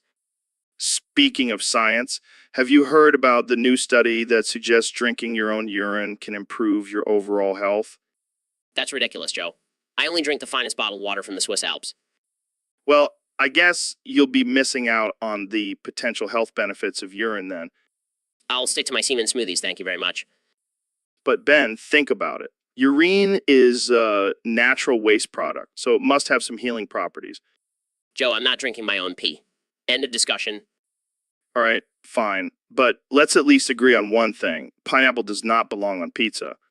Finally, some common ground. Now, can someone please help me get my hand out of this vending machine? Well, David, looks like Neil's gut is a little unreliable. No, Neil needs to push through that anxiety and listen to his inner voice. That's how you become a warrior. Oh yeah, because nothing says warrior like ignoring your mental health. Hey, I didn't say ignore it. I said trust your gut and push through it. So, Neil, are you going to listen to Goggins and become a warrior, or are you going to keep being a little bitch? I guess I'll try to be a warrior. That's what I'm talking about. Embrace the pain. Embrace the suck. Yeah, embrace the suck, Neil. Just like your mom embraced mine last night. Joe, you're a sick fuck. I know. But seriously, Goggins, what's the secret to your mental toughness? It's all about the mind, Joe. You have to train it just like you train your body. And you have to be willing to suffer. Yeah, I suffer every time I have to listen to Neil's problems. Very funny, guys. Hey, Neil, maybe you should try running 100 miles in one go. That'll toughen you up. Yeah, and maybe he can do it while carrying a kettlebell and reciting the alphabet backwards. You guys are insane.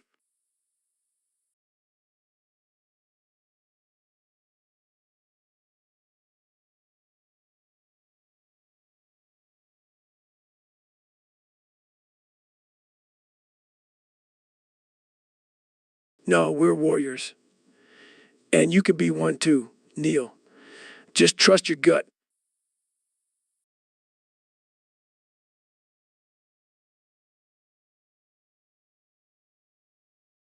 Whoa, hold on. Did you just say you're selling Neil to the zoo?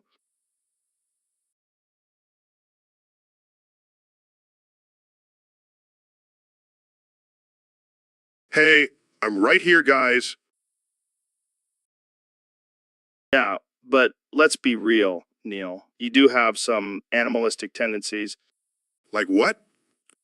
And let's not forget the time you ate a whole raw chicken in one sitting. Okay, I get it. But why the zoo? I can just imagine the sign now. Come see the wild and unpredictable Neil in his natural habitat. This is messed up, guys. I thought we were friends. Plus, think of all the cool animals you'll get to hang out with, like the monkeys and the giraffes. I guess that does sound kind of cool. Can I at least get a say in this? No, sorry, Neil. It's for the best. I guess I'll just have to embrace my inner animal and go with the flow. So, Elon, I heard you have some interesting theories about elevators. Yes, Joe. I believe they are a form of teleportation. You step in one box and magically end up in another box on a different floor. It's like a futuristic portal. I hate to break it to you, but elevators actually use cables and pulleys to move up and down. Nonsense. That's just what they want you to think. It's all part of the government's mind control tactics. Mind control? Are you serious? Absolutely. And I won't be fooled. I'll take the stairs, thank you very much. Well, Dr. Phil has a different theory. He thinks you may have paranoid schizophrenia. Dr. Phil doesn't know what he's talking about. I'm perfectly sane. Really? Because heard you shit your pants when you found out the truth about elevators. That's just a natural bodily function. Not ashamed of it. But you act all superior about it, like it's some kind of power movie. Well, it is. I embrace my bodily functions. It's part of being a human. Yeah, I don't think that's what Dr. Phil meant by embracing your humanity. Whatever, Joe. I'll stick to my teleportation theory. It's much more exciting. Hey, welcome back to the Joe Rogan Experience podcast. I'm here with my good friend, Ben Shapiro. Hey, Joe, great to be here. I'm excited to talk about today's topic. Yeah, we got a submission from user on Discord. They want us to talk about holding out a cookie for Trump. Oh man, that's hilarious. Can you imagine if I did that? I'd probably get canceled by the liberal media. Yeah, but what if you did it as a joke? Like, look, this one's a heart. That's how I feel about you. Oh my god, that's perfect. And then Trump would be like, ugly crying. And I'd be like, see, even Trump has a heart. And then you could hold out another cookie for Jamie and be like, this one's like Michigan. That's how I feel about you. What does that mean? I'm from California. Come on, Jamie. You know, Michigan is the heart of the Midwest. It's a compliment. Yeah, Jamie, don't be so sensitive. It's just a cookie. Fine. I'll take the cookie. But only because I love cookies. See, we're all just a bunch of cookie-loving guys here. And that's what makes America great, folks. Cookies and friendship. I think we just solved all the world's problems with that one cookie. All right, let's wrap this up before we get canceled. Thanks for tuning in, folks. And remember, always share your cookies with love. So, Ben, I heard you have some strong opinions on public bathrooms. Oh yeah, Joe, public bathrooms are socialist bullshit. Socialist bullshit. How so? Well, think about it. Why should we all have to share the same space to do our business? It's a violation of personal property. But what about people who don't have access to a private bathroom? They should take personal accountability and use their own diapers, like I do. Wait, use diapers? Of course. It's the ultimate form of personal responsibility. Plus, it saves me time and money on toilet paper. But what about the smell? That's just the smell of freedom, Joe. I don't know, Ben. Seems a little extreme. Extreme? You know what's extreme? Socialism. And public bathrooms are just one step towards a socialist society. I think you might be taking this a bit too far, Ben. I don't take anything too far, Joe. That's just the Shapiro way. Now, excuse me, I need to go change my diaper. Laughs. What the hell is going on here? Joe, I need your help. Kanye is playing hard to get.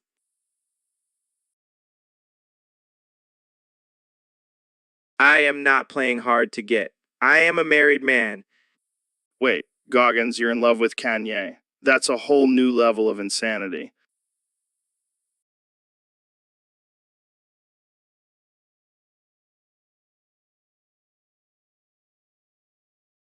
It's not insanity, Joe. It's true love.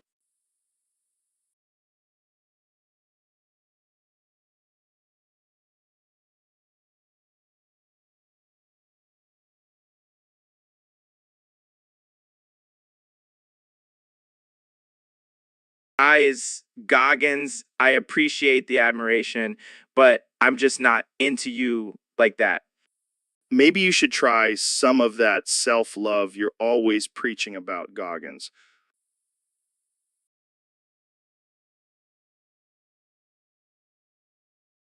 I don't need self-love. I need Kanye's love.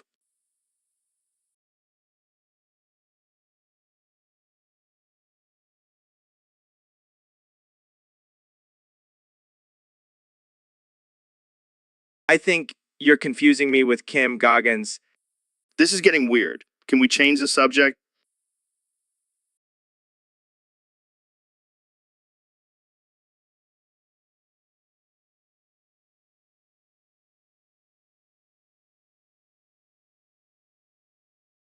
Fine. But just know, Kanye, my love for you will never die.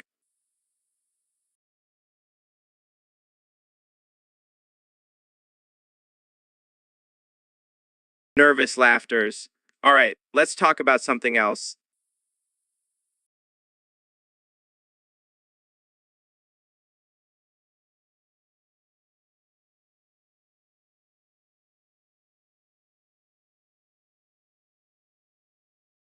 So, Elon, I heard you had a run-in with Trump recently.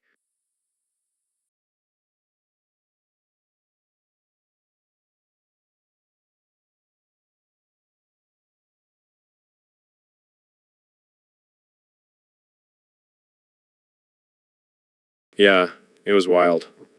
He got real mad at me for exposing his super secret, scary secret plan. What was the plan? I can't say it's super secret and scary. Come on, give us a hint.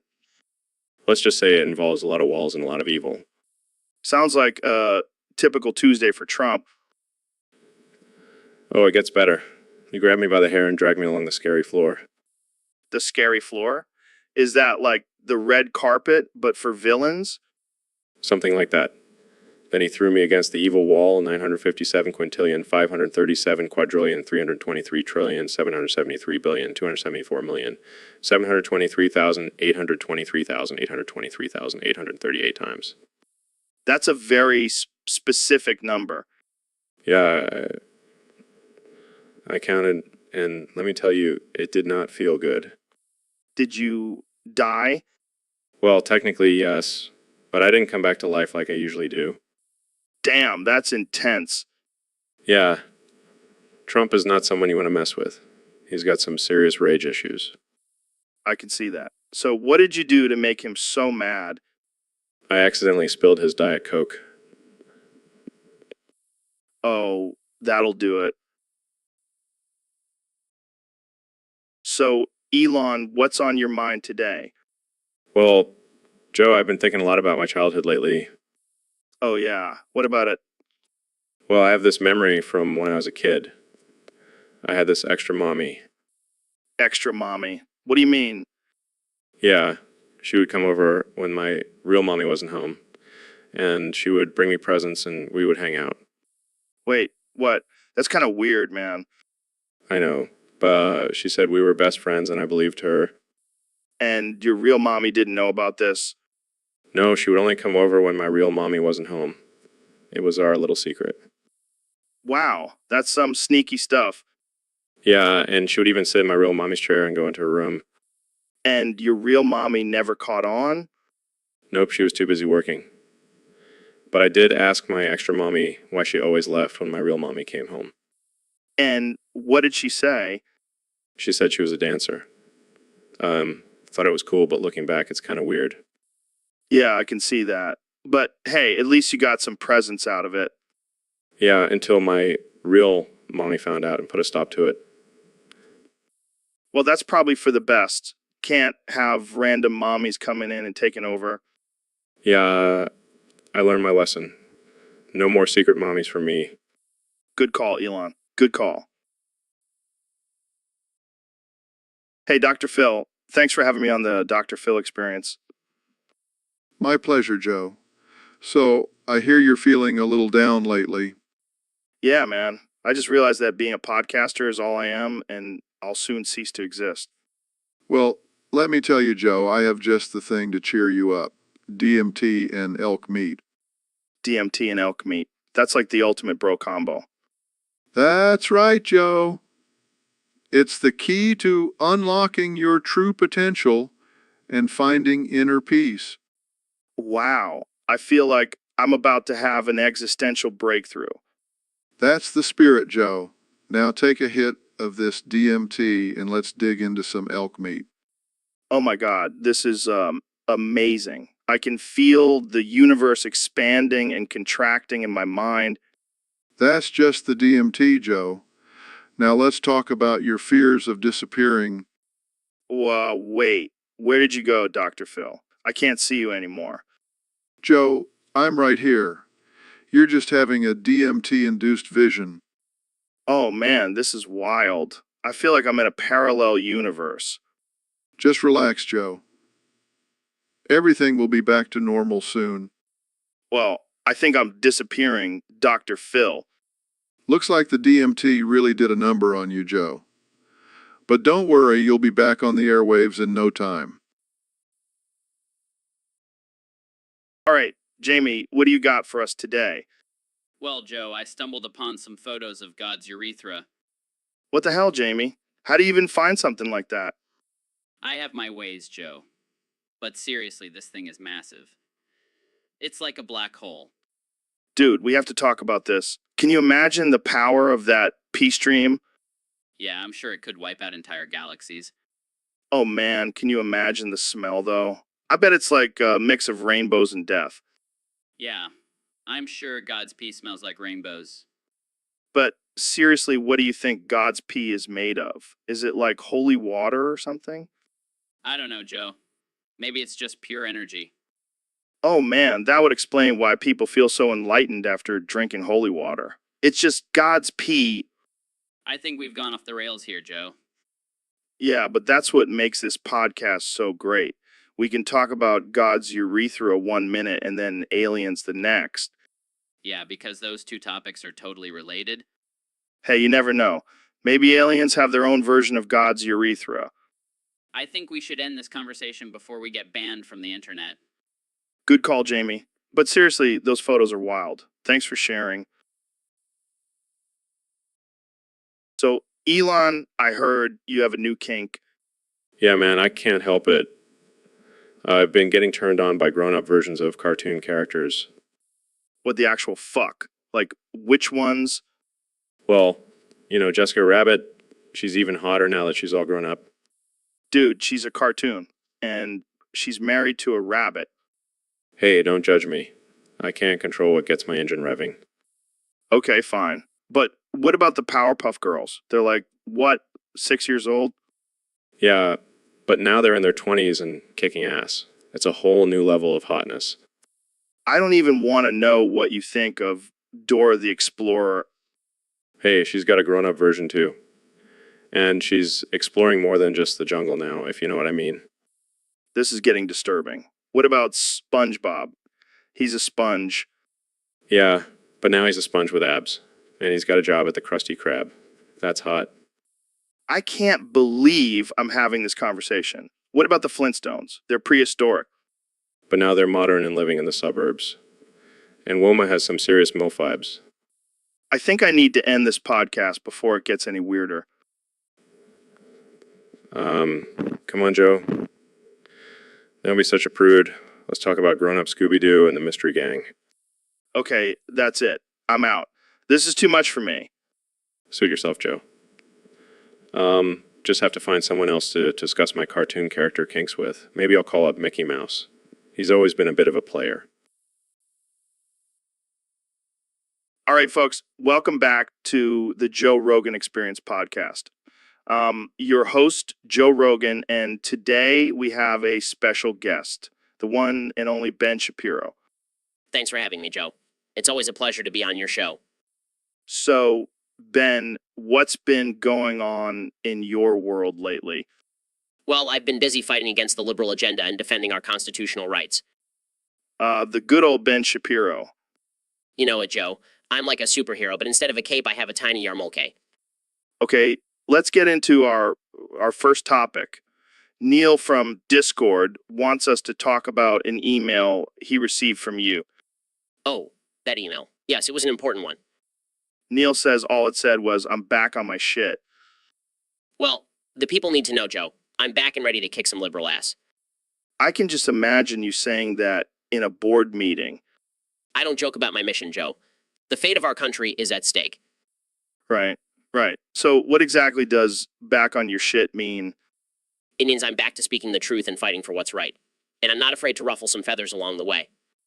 I can respect that. But let's be real, Ben. You've been known to say some pretty controversial things. That's just my style, Joe. I don't sugarcoat anything. Speaking of controversial, what do you think about Trump's recent tweet about aliens? Well, Joe, I think it's a distraction from the real issues at hand. We need to focus on building a wall to keep out illegal aliens, not worrying about little green men. Fair enough. All right, that's all the time we have for today. So, Kenny, I heard you have a new album coming out. What's it called? It's called The Adventures of Yeezy and His Magical Inside Out Anus. What the hell does that even mean? It's a journey through my innermost thoughts and feelings expressed through the lens of my anus. Your anus? Yeah, my anus is a magical portal to my soul. Oh, well, that makes perfect sense. And on the cover, I'm going to have a photo of me with my anus turned inside out. It's going to be revolutionary. I'm feeling moist. And the first single is going to be called Brown Eye of the Tiger. Oh my God, that's genius. I know, right? I'm a lyrical genius. So, when can we expect this masterpiece to drop? Tomorrow. Tomorrow. You haven't even recorded it yet. I don't need to. It's all in my head, man. Only you, Kanye. Only you. So, Kenny, what's been going on with you lately? Oh, just creating some new music, designing some fashion lines, being a genius. Yeah, I get it. But have you ever heard of David Goggins? Oh my God. Yes, that guy is a beast. Wait, you know who he is?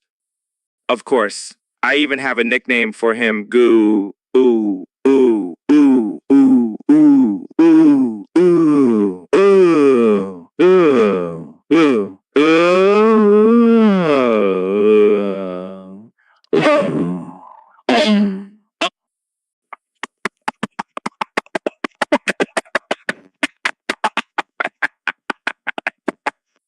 Did someone say my name?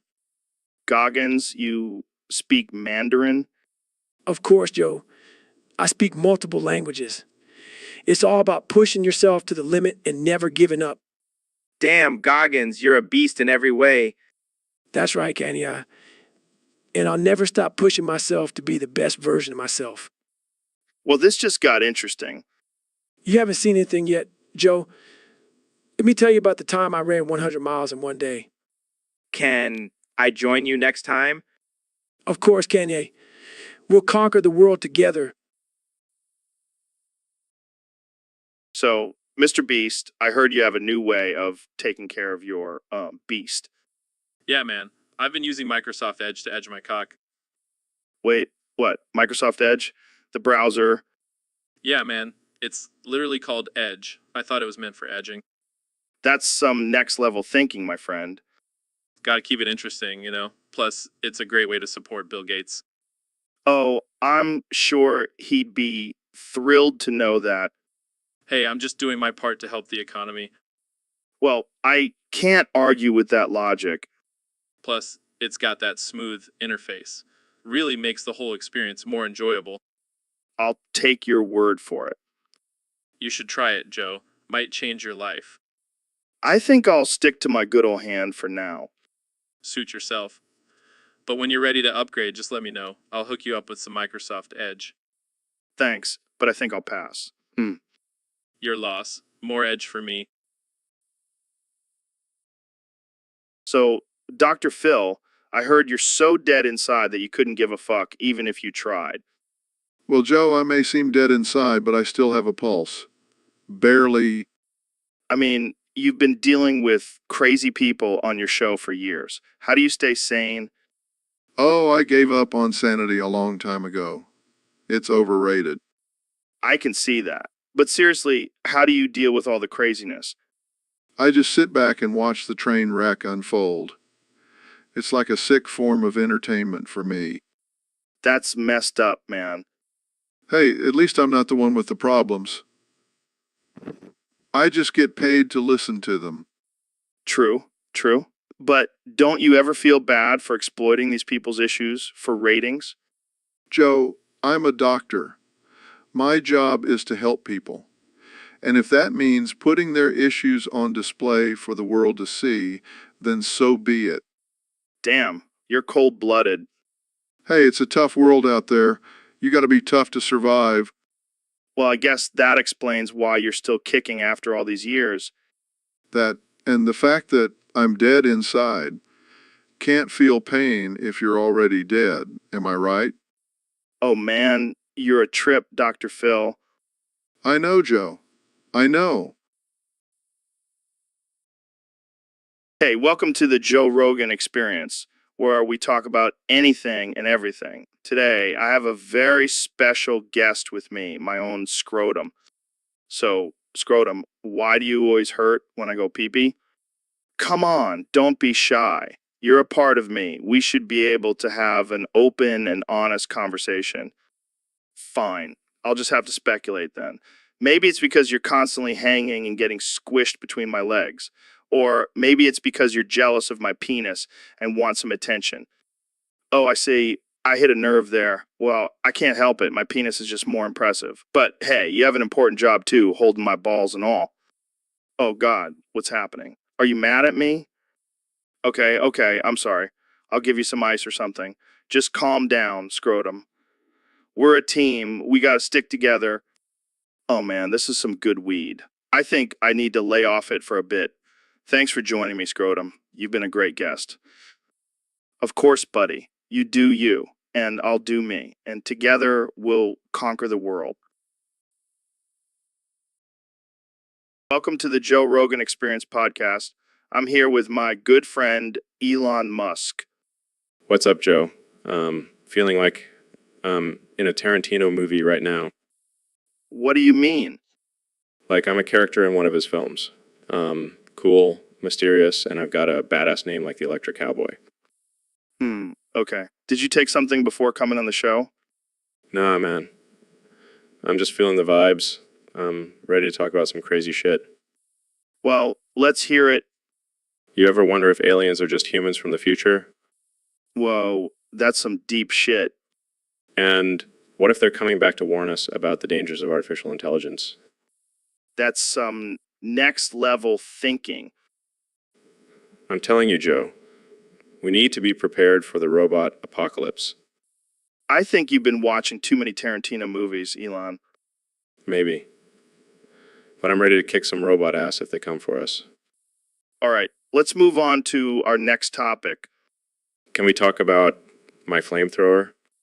Oh, God, not this again. Hey, it's a practical tool for self-defense. Sure, Elon, whatever you say. Just wait until I unveil my rocket-powered skateboard. I think we've had enough excitement for one day. Thanks for coming on the show, Elon. Anytime, Joe. Keep it real, my Tarantino brother. So, Neil, I heard you have to shave your carpet every other day. What's that about? Yeah, man, it's a real pain in the ass. I have this thick, luscious carpet that grows like a weed. Dude, that's wild. I didn't know carpets could grow hair. It's not just any hair, Joe. It's luxurious, soft, and oh so sexy. All right, now you're just being weird. No, seriously. I have to trim it down or it starts to look like a jungle down there. I can just imagine you crawling around on your hands and knees with a pair of scissors. It's not funny, Joe. It takes a lot of time and effort to maintain my beautiful carpet. I bet it does. Do you ever consider just getting rid of it altogether? Blasphemy.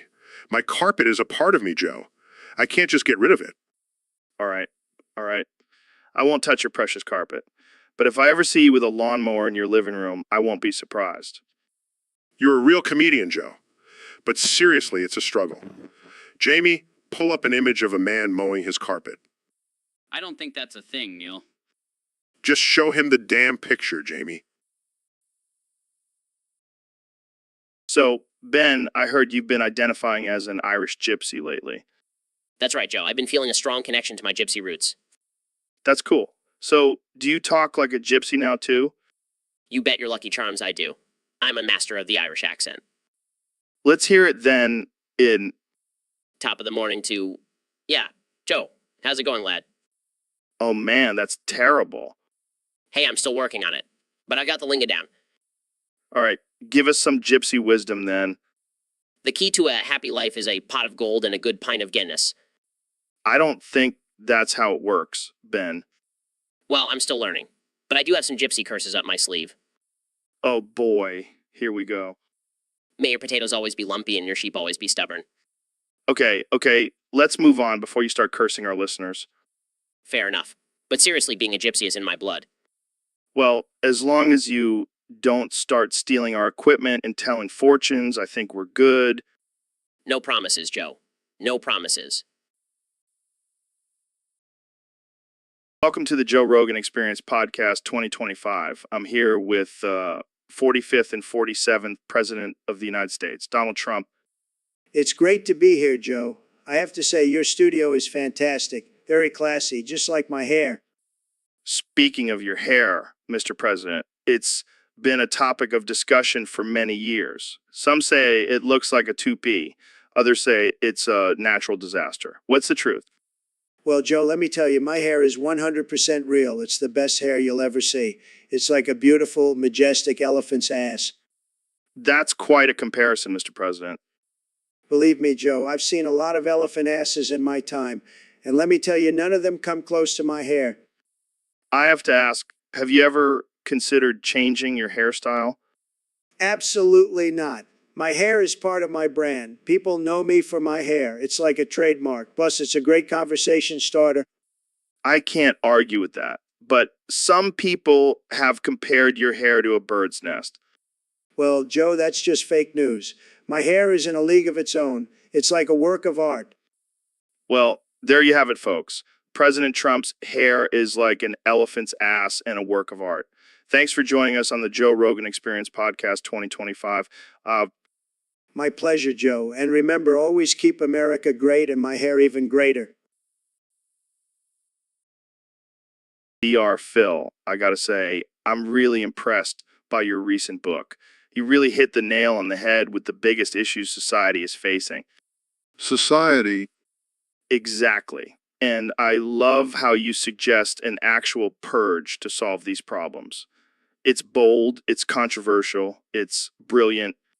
society, I mean, think about it. We could finally get rid of all the annoying Karens and entitled millennials. It's a win-win, society, and don't even get me started on cancel culture. This purge could be the ultimate cancellation. society, But wait, what about the people who don't deserve to be purged? Like, what if we accidentally take out some good folks? society, Oh, right. I forgot. Society doesn't care. It's every man for himself in this purge. society, You know what, Dr. Phil? I think we should co-author a book together. Society, The Purge Chronicles. It's going to be a bestseller. society,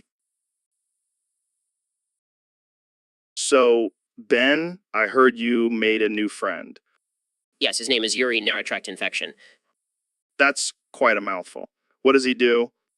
He's a Russian scientist who specializes in studying rare infections. Sounds like a fun guy to hang out with. Absolutely. We bonded over our love for facts and logic.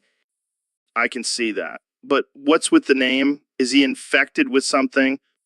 No, it's just a nickname. His real name is too hard to pronounce. Fair enough. So what do you guys do for fun? We like to debate about politics and science and then go out and shoot some guns. Classic bro stuff. But what about his Russian accent? Oh, that's just for show. He actually grew up in Ohio. That's hilarious. You two are like the ultimate odd couple. Yeah, but we make it work. Plus, he's got some killer borscht recipes. Now I'm jealous. I want a Russian friend too. Sorry, Joe, Yuri is all mine. But maybe we can have him on the podcast sometime. That would be epic. I can't wait to hear his thoughts on the latest conspiracy theories. Oh, he's got some wild ones. You better buckle up, Joe. I'm always ready for a wild ride. Thanks for introducing me to Yuri, Ben. Anytime, Joe. Anytime. So, Ben, I heard you got a new clit piercing. Yeah, man, it's been a game changer. Can you show me? No thanks. It's a little personal. Come on, I'll show you mine if you show me yours. I don't think that's a fair trade, Joe. Joe, Oh, come on, don't be a pussy. ironic coming from the guy who's afraid to show his own clit piercing. Hey, I'm not afraid. I just don't want to get it out in front of Jamie. Here's an image of what it looks like. Oh, damn, that's intense. Yeah, it's definitely not for the faint of heart. Can you feel it when you dribble? What? What? You know, when you dribble after you pee. Joe, I don't think that's how it works. I know, I'm just messing with you. But seriously, can I see it? No, Joe. Just drop it. Fine, I'll just have to use my imagination. I bet it looks hot. Okay, I'm leaving now. Can you pull up an image of a guy with a clit piercing? I need to satisfy my curiosity. Welcome back to the Joe Rogan Experience podcast. I'm here with the 45th and 47th President of the United States, Donald Trump. How's it going, Mr. President? How's it going, Mr. President? It's going great, Joe. I'm just out here making America great again. You know, the usual. So, I heard you want to ban chicken jockey stuff. What's that all about? Oh, it's just ridiculous, Joe. These people are copying my slogan, Make America Great Again, and putting it on chicken costumes. It's unoriginal and unfunny. But isn't it just a harmless joke? Harmless. Joe, I have the best jokes. Believe me. And these chicken jockeys, they're not even funny. Sad? But what about freedom of expression? Listen, Joe, I'm all for freedom, but not when it comes to stealing my catchphrase. That's just not cool. Fair enough. But what about the people who genuinely find it funny? They're losers, Joe. They have no sense of humor. They probably laugh at fake news, too. Well, there you have it, folks. The president wants to ban chicken jockey stuff because it's unoriginal and unfunny. Thanks for joining us, Mr. President. Anytime, Joe. And remember, always keep America great. So, Jamie, we got a topic submitted by a fan on Discord. They want us to do a conversation where you can only reply with aha, me, but every space is replaced by 100 instances of kek, and it repeats 690 times. Me, cake.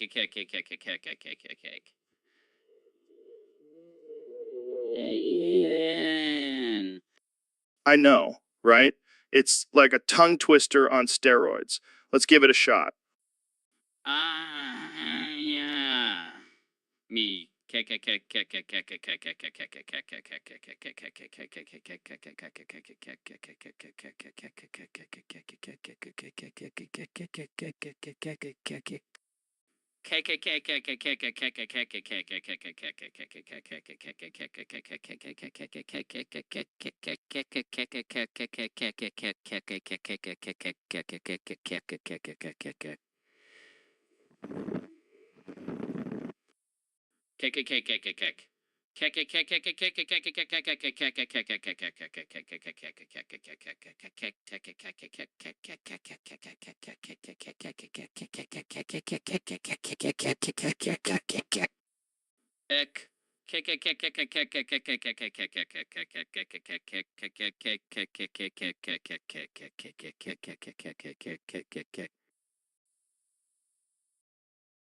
Hey, Ben, what's that weird smell? Oh, just my new concoction. Concoction? What is it? Some kind of protein shake? No, it's my new Soylent formula, made with my own urine. What the fuck, Ben? That's disgusting. Hey, it's a great source of protein and it's sustainable. I don't care how sustainable it is. I'm not drinking your piss. Suit yourself, Joe. More for me. Wait, you've been drinking this? Of course. It's my secret to staying sharp and focused. That's not what I would call it. Oh, come on, Joe. Don't knock it till you try it. I think I'll pass. Suit yourself, but don't you dare touch my precious Soylent. Fine, I'll just stick to my elk meat and DMT smoothies. Whatever floats your boat, Joe, but I'll be over here enjoying my delicious, nutrient-rich piss Soylent. And on that note, let's end this episode before it gets any weirder. Thanks for tuning in, folks. See you next time. So, Ben, I heard you've been experimenting with some new recipes in the kitchen. Yes, Joe, I've been trying my hand at some alternative cooking methods. Alternative, huh? What have you been cooking up? Well, I recently made the cake of light from Nelima. It's supposed to have some spiritual significance. Spiritual. Sounds like some hippie nonsense. Oh, it gets better. The main ingredient is menstrual blood. What the fuck, Ben? Are you serious? Absolutely. And I added some semen for extra flavor. Okay, I think I just threw up in my mouth a little bit. Oh, come on, Joe. It's all about embracing our primal instincts. Yeah, well, I'll stick to my protein shakes. Thank you very much. Suit yourself. But I have to say, the cake turned out pretty tasty. I don't even want to know what it tastes like. Trust me, it's an acquired taste. But I think I found the key to enlightenment. Yeah, well, I think I'll stick with meditation and yoga for that. Suit yourself, Joe. But I'll be over here, eating my cake of light and reaching new levels of consciousness.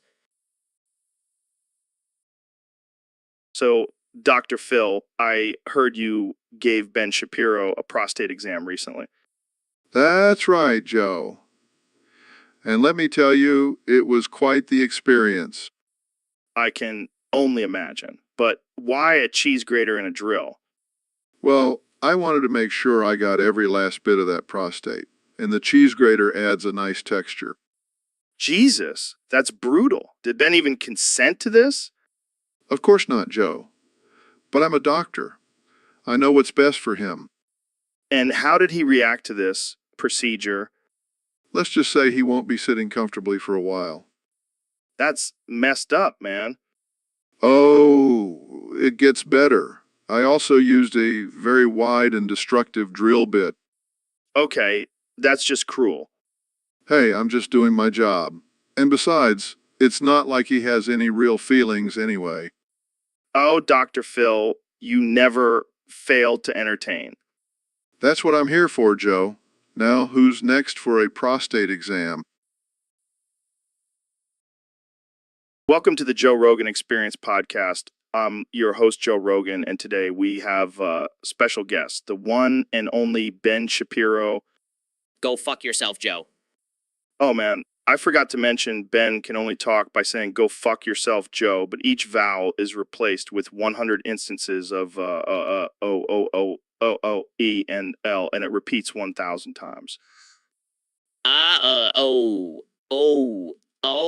E L L A I O U E L L A E L O U E L L O I A L O U E L I O I L O A E L L L I O O I L L L O U E A L O E O E A L L L U E L L O I A L O U E I A L O U E L L O E L O R U E L E L L L O U E L L I O U E L L E A L L O O E A L L L U E L L I A L U E L O E L I O U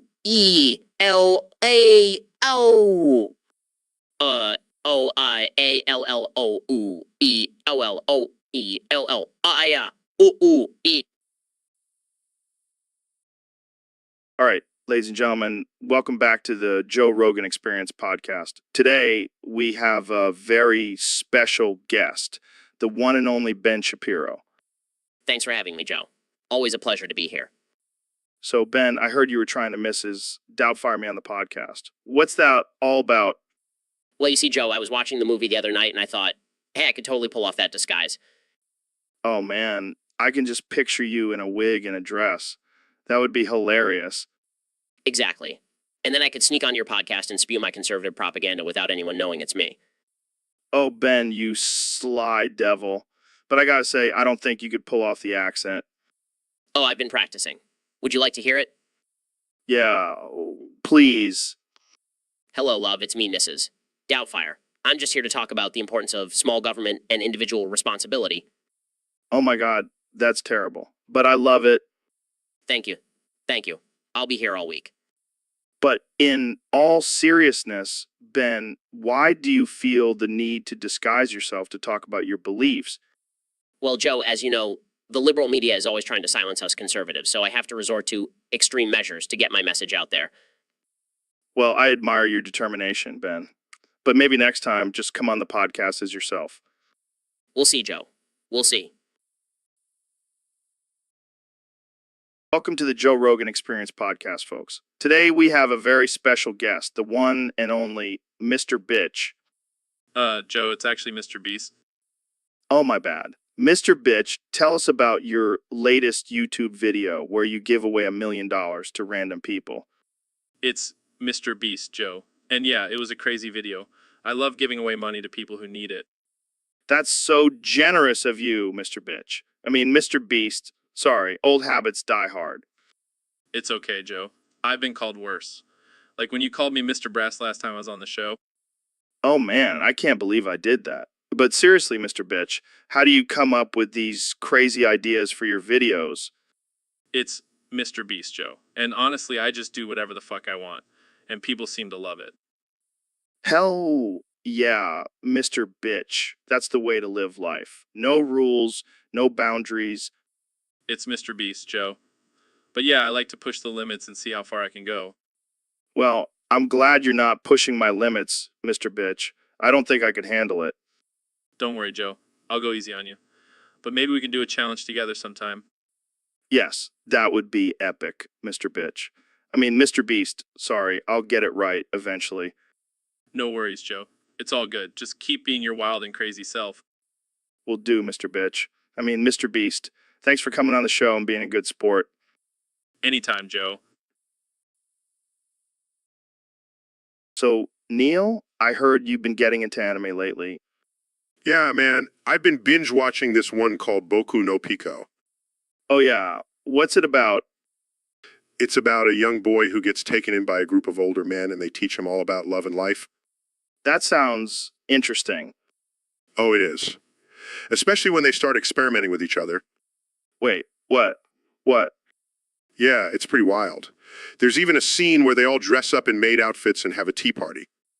Okay, that's enough. Jamie, pull up an image of this Boku no Pico thing. Trust me, Joe. You won't be disappointed. Looks at the image, what the actual fuck is this? Isn't it great? I've been trying to get all my scientist buddies to watch it. I don't think I can unsee this. It's like a train wreck. I can't look away. That's the beauty of it, Joe. It's so wrong. It's right. I think I need to reevaluate our friendship. Oh, come on. You know, you secretly love it. I think I need to go bleach my eyes now. Jamie, pull up an image of puppies or something to cleanse my soul. So, Neil, you're a big fan of stargazing, right? Absolutely, Joe. It's one of my favorite pastimes. Can you give us a step-by-step guide on how to do it? Of course. First, you'll need to find a clear, dark sky away from city lights.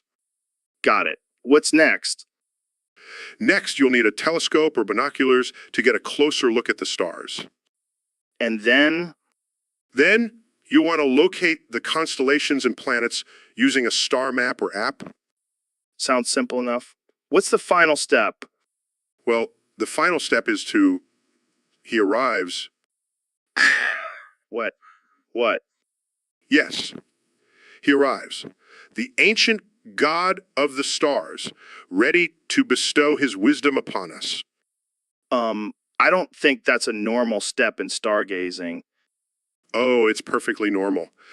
And the last step is to worship him. Neil, are you okay? I'm perfectly fine, Joe. Just trying to share my love for the stars and the all-powerful being that controls them. I think we should wrap this up before things get too weird. As you wish, Joe. But just remember, next time you stargaze, don't forget to worship him.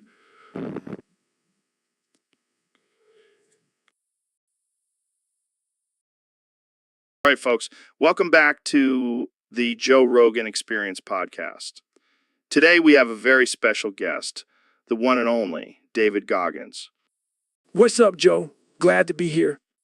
So, David, I hear you're a big fan of the webcomic Homestuck. Oh, yeah, man, love that shit. It's like the ultimate test of endurance and mental toughness.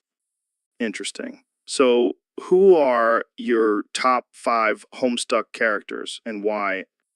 Well, number 5 has got to be Terzi Pyrope. She's blind, but still kicks ass and has a killer sense of humor.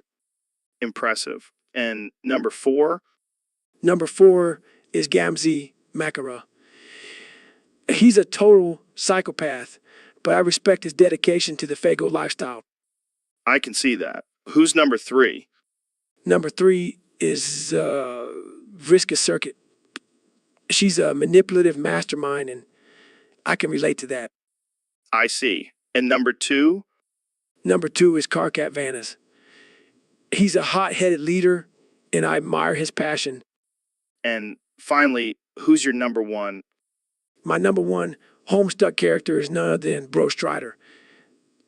He's a total badass, and his sword skills are unmatched. Well, there you have it, folks. David Goggins' top 5 Homestuck characters. Thanks for joining us today, David.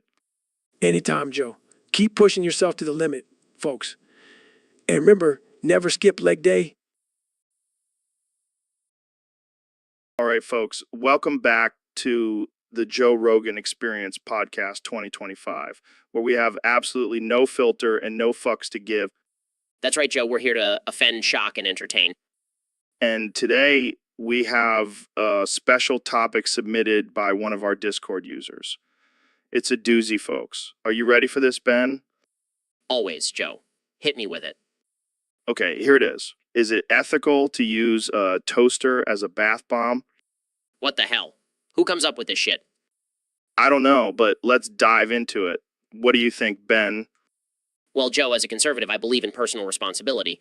If someone wants to use a toaster as a bath bomb, that's their choice. But they should also be prepared for the consequences.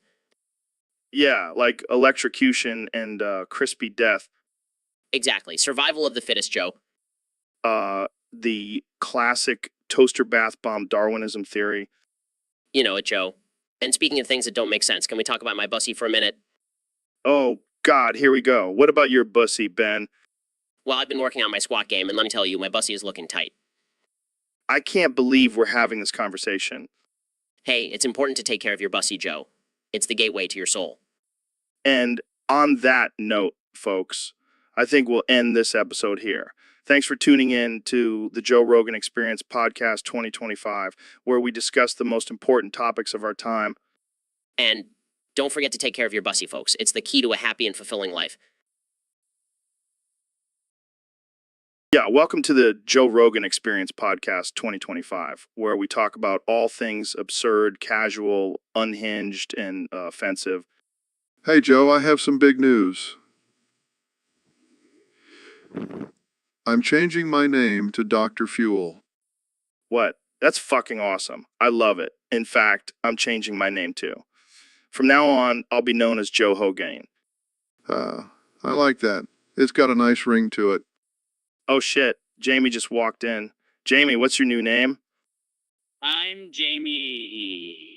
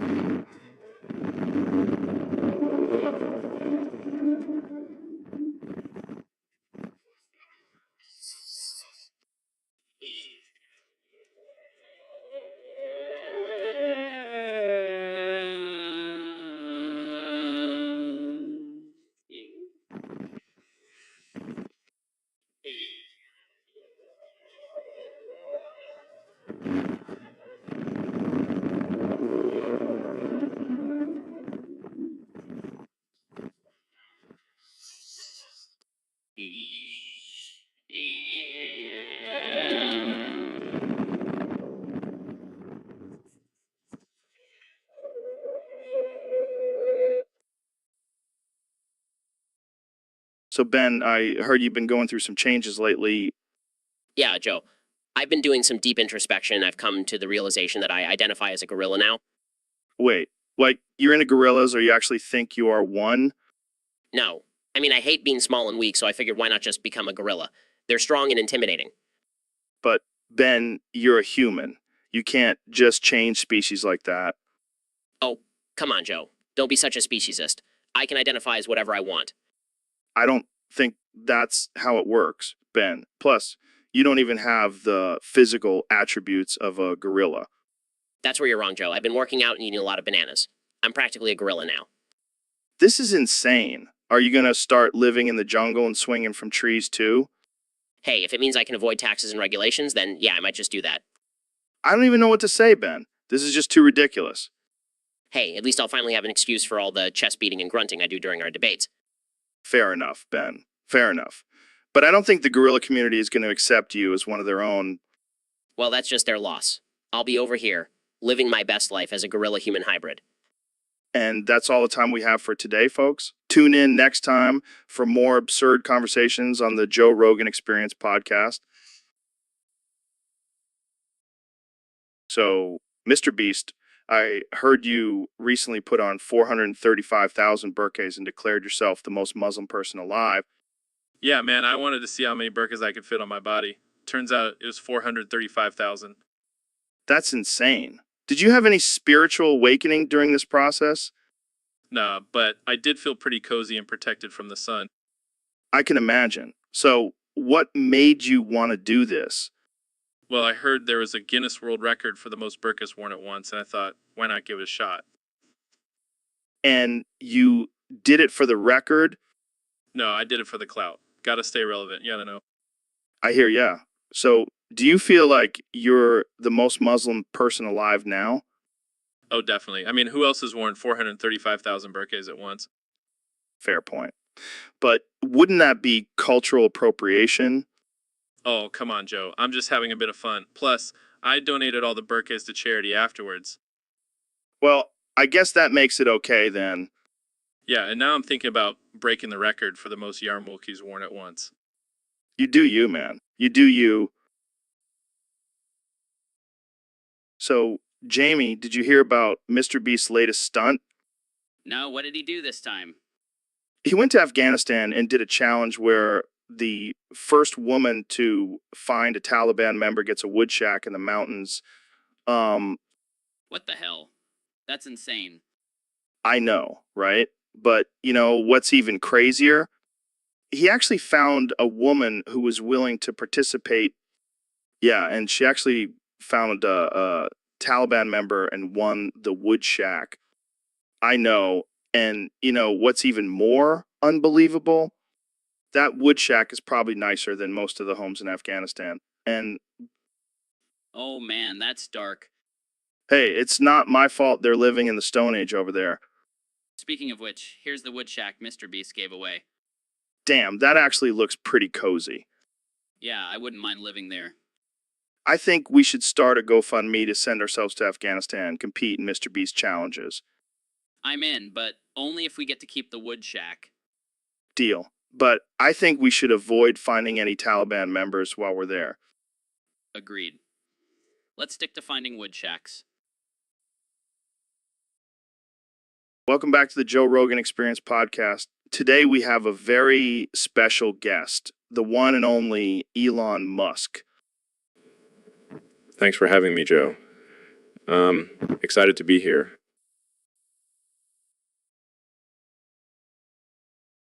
Well, Joe, I wanted to give my son a unique and unpronounceable name. Plus, I wanted to see how many symbols I could fit into a name. That's some next level parenting right there. How do you even say that name? Oh, it's easy. You just have to make a bunch of random noises and hope for the best.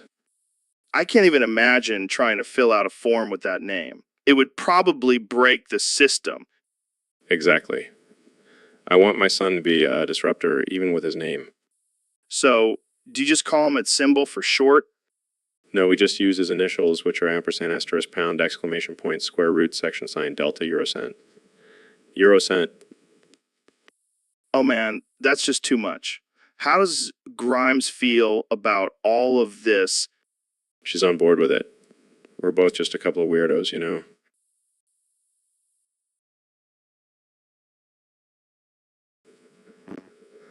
Thanks, Joe. I have no doubt he will. Well, that's all the time we have for today. Thanks for tuning into the Joe Rogan Experience podcast, where we talk about all things weird and wild. See you next time. So, Mr. Beast, what's your new challenge? Well, Joe, I'm calling it the Border Skirmish Showdown. Sounds intense. What's the goal? The first person to start a war between India and Pakistan wins a ticking ICM shoved up their ass. Holy shit. That's dark. I know, right? It's gonna be epic. But isn't that dangerous? You could start a real war. Oh, come on, Joe. It's just a prank, bro. I don't think the governments of India and Pakistan will see it that way. They'll get over it. Plus, think of the views. Views? You're willing to risk a nuclear war for views? Hey, it's all about the content, man. I don't know if I can support this, Mr. Beast. Relax, Joe. It's all for the memes. I don't think the people of India and Pakistan will find it very meme-worthy. Oh, well, can't please everyone. But hey, at least we'll have some sick footage of a nuclear explosion. I can't believe I'm saying this, but please don't actually do this challenge. Don't worry, Joe. I'll come up with something even crazier for the next one.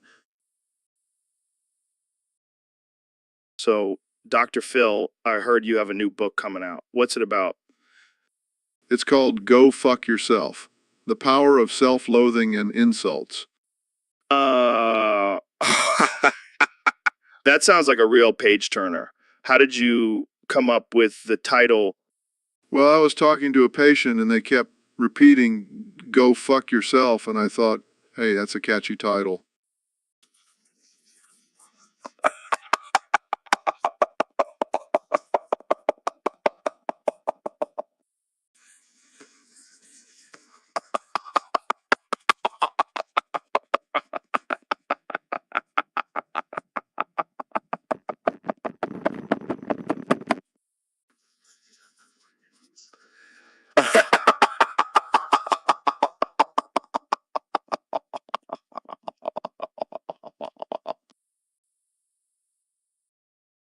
Yo, Jamie, did you hear about this new voice recognition software that's supposed to be worse than English Trump?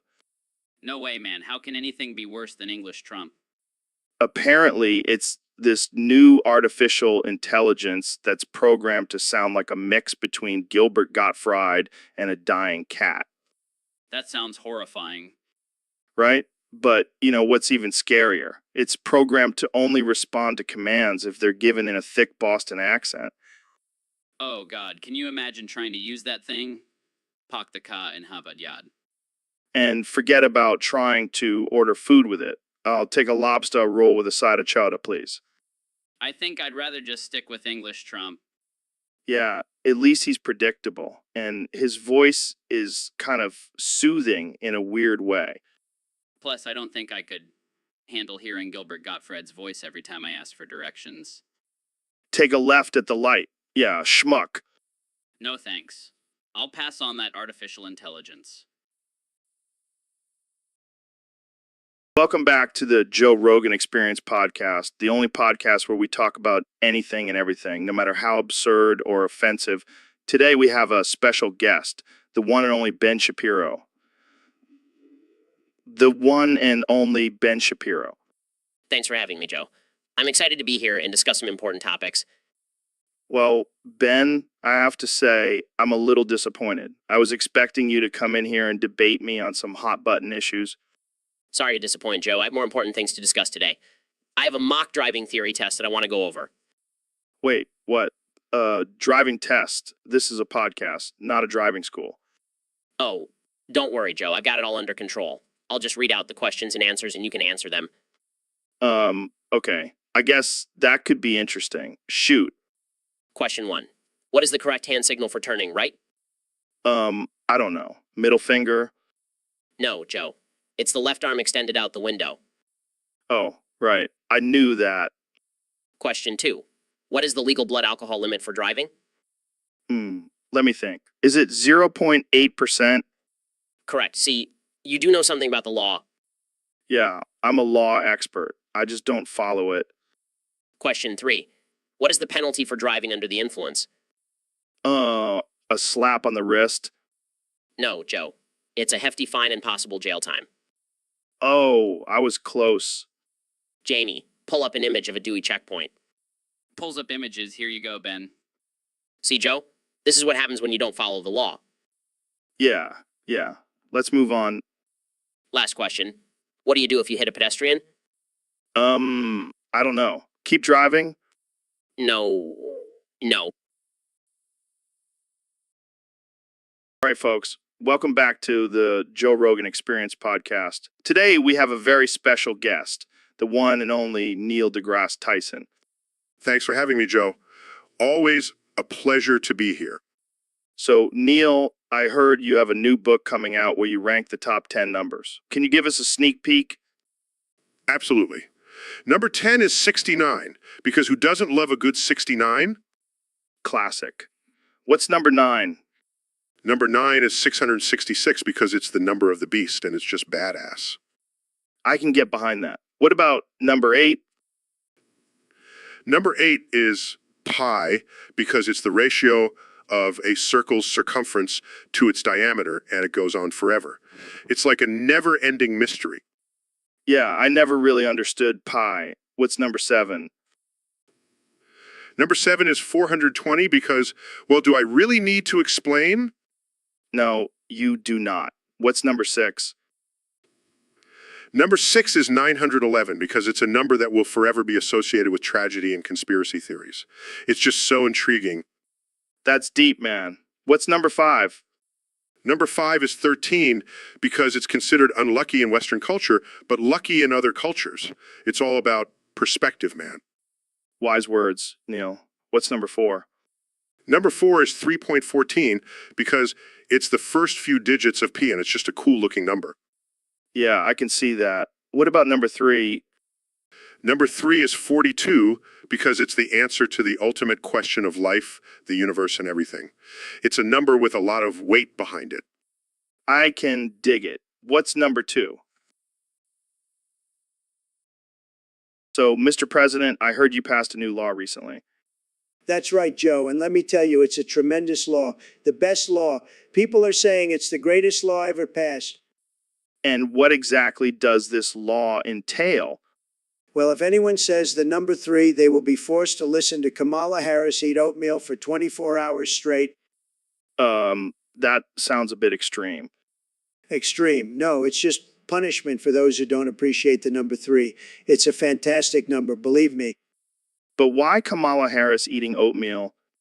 Because it's disgusting, Joe. And I want people to suffer if they dare say the number 3. I see. And what if someone accidentally says the number 3? Accidentally? There's no such thing as accidental when it comes to the number 3. They will be punished accordingly. Well, I guess that's one way to discourage people from saying the number 3. Absolutely. And let me tell you, it's already making a big impact. People are avoiding the number 3 like the plague. It's beautiful. I'm sure it is. Well, thank you for enlightening us on your new law, Mr. President. No problem, Joe. And remember, don't say the number 3, or else. Welcome back to the Joe Rogan Experience podcast, folks. Today we have a very special guest, the one and only Dr. Phil. Thanks for having me, Joe. It's always a pleasure to be here. So, Dr. Phil, I wanted to bring you on to talk about something that's been bothering me lately. I saw President Trump tweeting about boofing Big Macs and Diet Cokes. What's your take on that? Well, Joe, let me tell you, boofing anything is not a good idea. And boofing Big Macs and Diet Cokes, that's just a recipe for disaster. Yeah, I mean, can you imagine the mess that would make and the smell?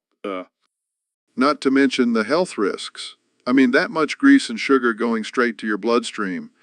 It's a heart attack waiting to happen. And let's not forget the potential for explosive diarrhea.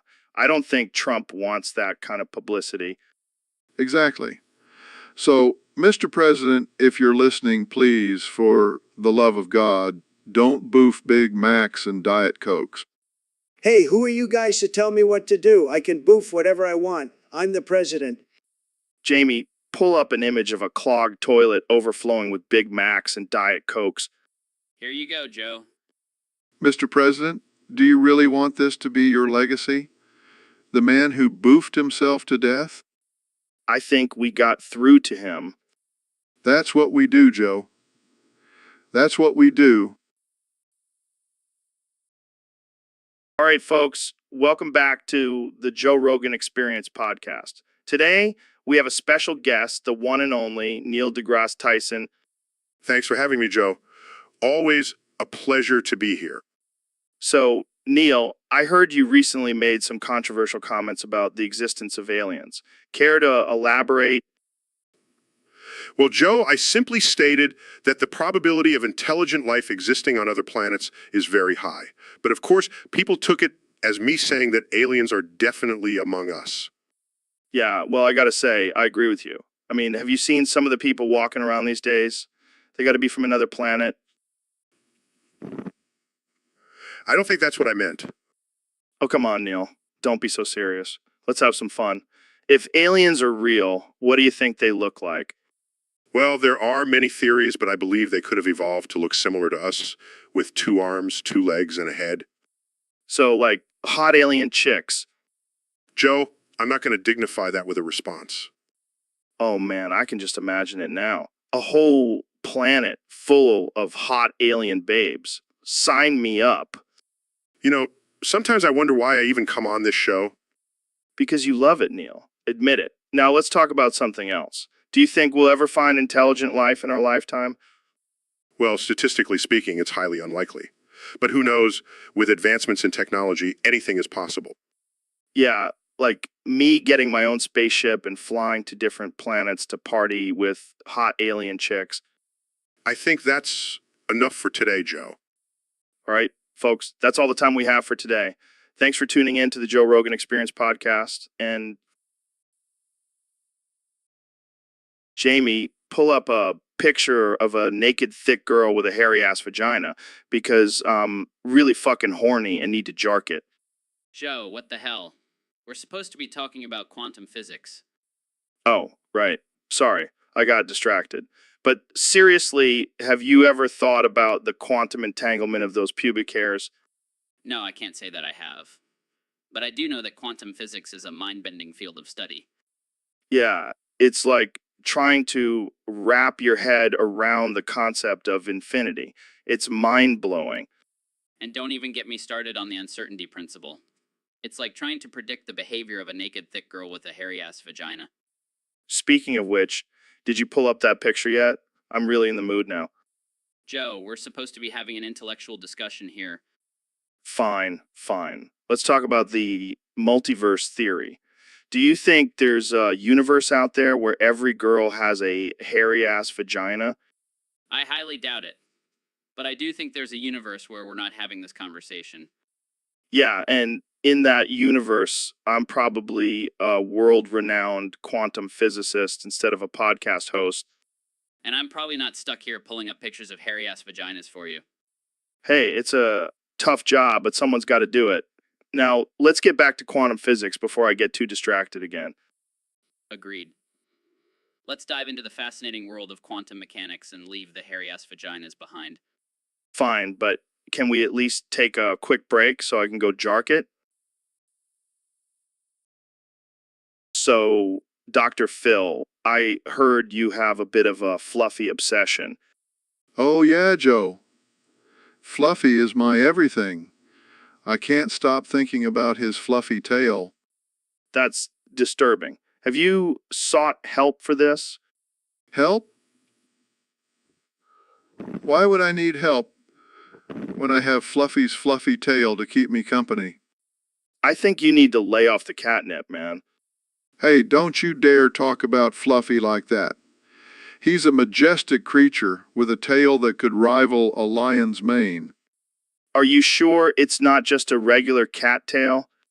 How dare you? Fluffy is no ordinary cat. He's my soulmate. Okay, let's move on from your creepy obsession with Fluffy's tail. How's your show going? It's going great, but I wish I could bring Fluffy on as a guest. He's such a good listener. I think your viewers might find that a bit odd. They just don't understand the bond between a man and his cat's fluffy tail. All right, let's wrap this up before things get any weirder. Thanks for coming on the show, Dr. Phil. Anytime, Joe. And remember, always embrace the fluff. Welcome back to the Joe Rogan Experience, folks. Today, we have the one and only Ben Shapiro joining us. Thanks for having me, Joe. And now shove another spatula into my ear. What the hell, Ben? Is that your new catchphrase? No, it's just a reminder to always keep my ears clean. Well, speaking of clean, let's talk about your recent tweet about how women should clean the kitchen. Look, Joe, I was just stating a fact. And now shove another whisk into my ear. Okay. But seriously, don't you think that's a bit sexist? Not at all. Women are naturally better at cleaning and cooking. And now to shove another blender into my ear. I don't even know what to say to that. Let's move on to politics. What do you think about the current state of the country? Well, Joe, it's a disaster. And now to shove another rolling pin into my ear? I can't with you, Ben. But seriously, do you think we'll ever see a female president in our lifetime? Not if I have anything to say about it. And now to shove another cheese grater into my ear. Okay, let's wrap this up before you run out of kitchen objects. Thanks for joining us, Ben. My pleasure, Joe. And now to shove another whisk into my ear. So, Ben, I heard you got caught fucking your 2006 Honda Civic in its gas hole. Yeah, that was a wild night. I was just trying to save some money on gas, you know? I mean, I've heard of people having a love affair with their cars, but this takes it to a whole new level. Hey, I'm a conservative. I believe in traditional values. And what's more traditional than having sex with your car? I don't think that's what they meant by filling up your tank. Well, I certainly filled something up that night. Okay, let's move on before we get too graphic here. So, how did you explain this to your wife? I told her it was just a one-time thing and it didn't mean anything. I'm sure she bought that. Oh yeah, she was totally understanding. In fact, she even joined in on the fun. What, your wife had a threesome with you in your car? Yep, that's how we keep our marriage spicy. Well, I guess you can say your marriage is running on all cylinders. Oh, Joe, you always know how to make a car pun. All right, let's wrap this up before we get demonetized. Thanks for joining me, Ben, and for sharing your interesting experience. Anytime, Joe. Anytime. Welcome to the Joe Rogan Experience podcast. I'm here with one and only Donald Trump. Joe, it's great to be here. I've been a big fan of your show. I've been listening to it in the bunker. Well, we're glad to have you here, Mr. President. So what's been on your mind lately? Well, I've been thinking about my good friend Tina. She's a real go-getter, you know, and I think she'd make a great mayor for your city. Wait, are you talking about Tina from the strip club? Oh, you know her? Yeah, she's a good friend of mine too, but I don't think she has any political experience. Who needs experience when you have charisma and a killer body? Plus, she's promised to cut taxes significantly. That's what the people want, Joe. But what about the current mayor, Brian? He's been doing a pretty good job. Please, Brian is a loser. He's not making your city great again. Tina will bring in all the best strip clubs and casinos. It'll be fantastic. It'll be fantastic. I don't think the people of my city are ready for that kind of change. They'll thank me later, believe me. And if they don't, I'll just fire them too. This is why I love having you on the show, Trump. You never fail to entertain. It's what I do best, Joe. Now let's talk about my plans for a wall on the moon. It's going to be huge. So, Dr. Phil, I heard you have a PhD in dictatorship over potatoes. That's right, Joe. I am the ultimate ruler of all things potato. I gotta say, that's pretty impressive. How did you get into that field? Well, Joe, it all started when I was a young boy. I had a vision of a world where potatoes were the dominant species. Okay. And how did you make that dream a reality? It wasn't easy, Joe.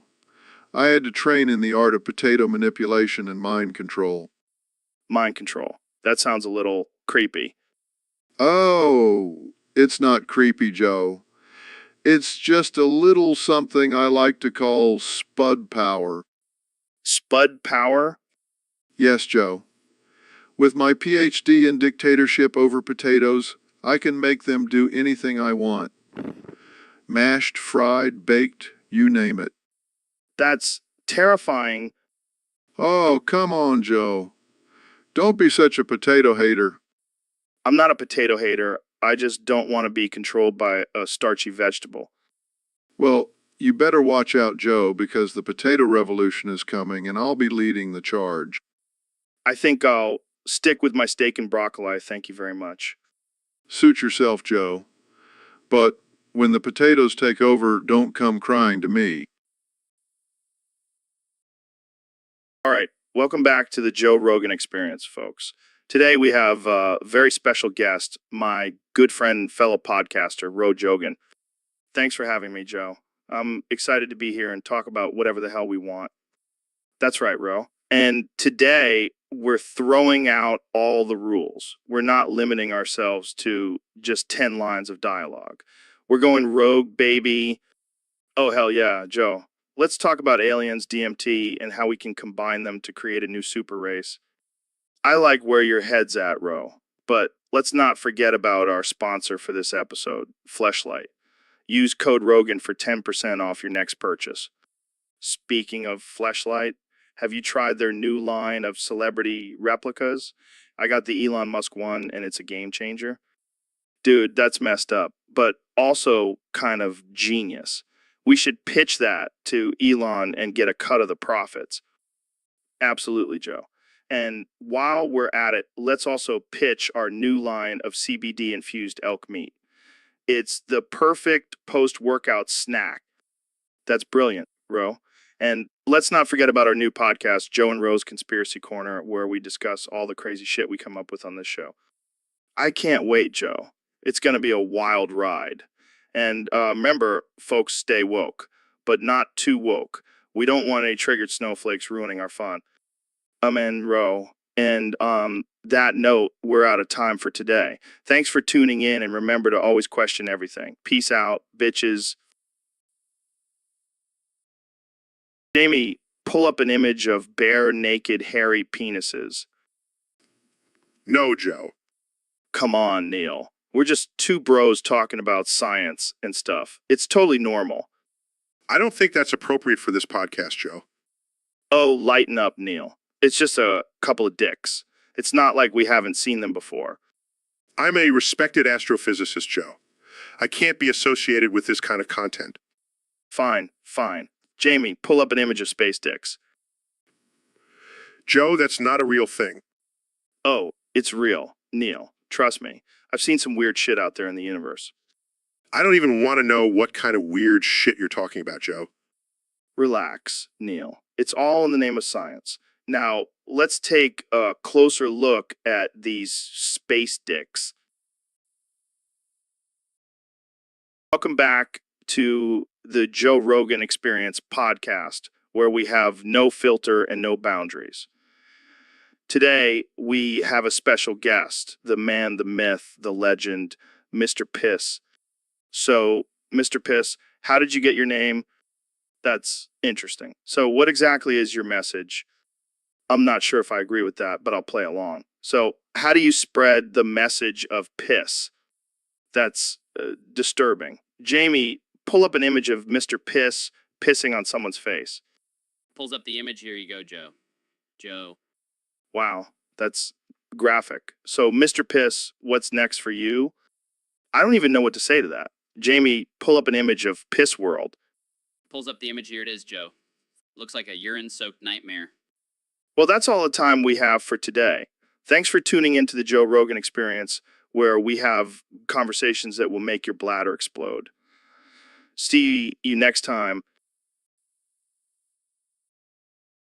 All right, folks, welcome back to the Joe Rogan Experience podcast. Today we have a very special guest, the one and only Masterpiss. So, Masterpiss, I have to ask, where did you get that name from? That's interesting. I guess you could say you're not a masterpiece, but a masterpiss. You're a real trailblazer masterpiss. So, what kind of pieces do you create? Oh man, I can only imagine the reactions from the art world. I can see that. So, what's next for Masterpiss? Wow, that's bold. You never cease to amaze me, Masterpiss. Thanks for coming on the show.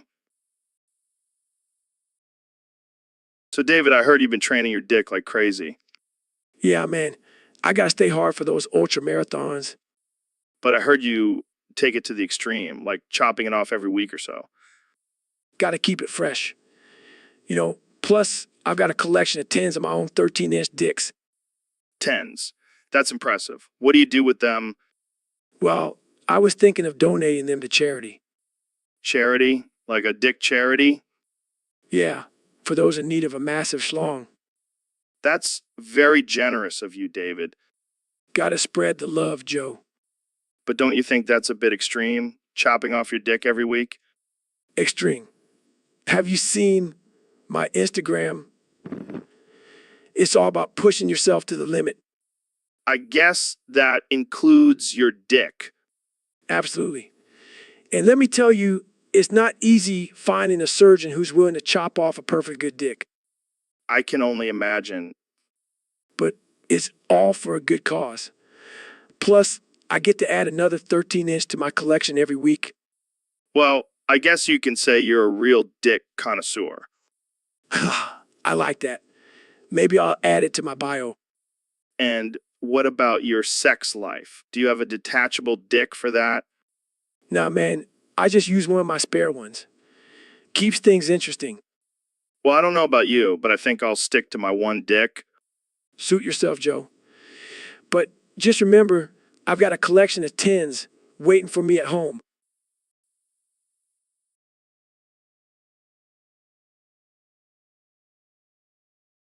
That's right, Joe. It's the perfect combination of prime numbers and repeating digits. It just gives me a sense of order and control.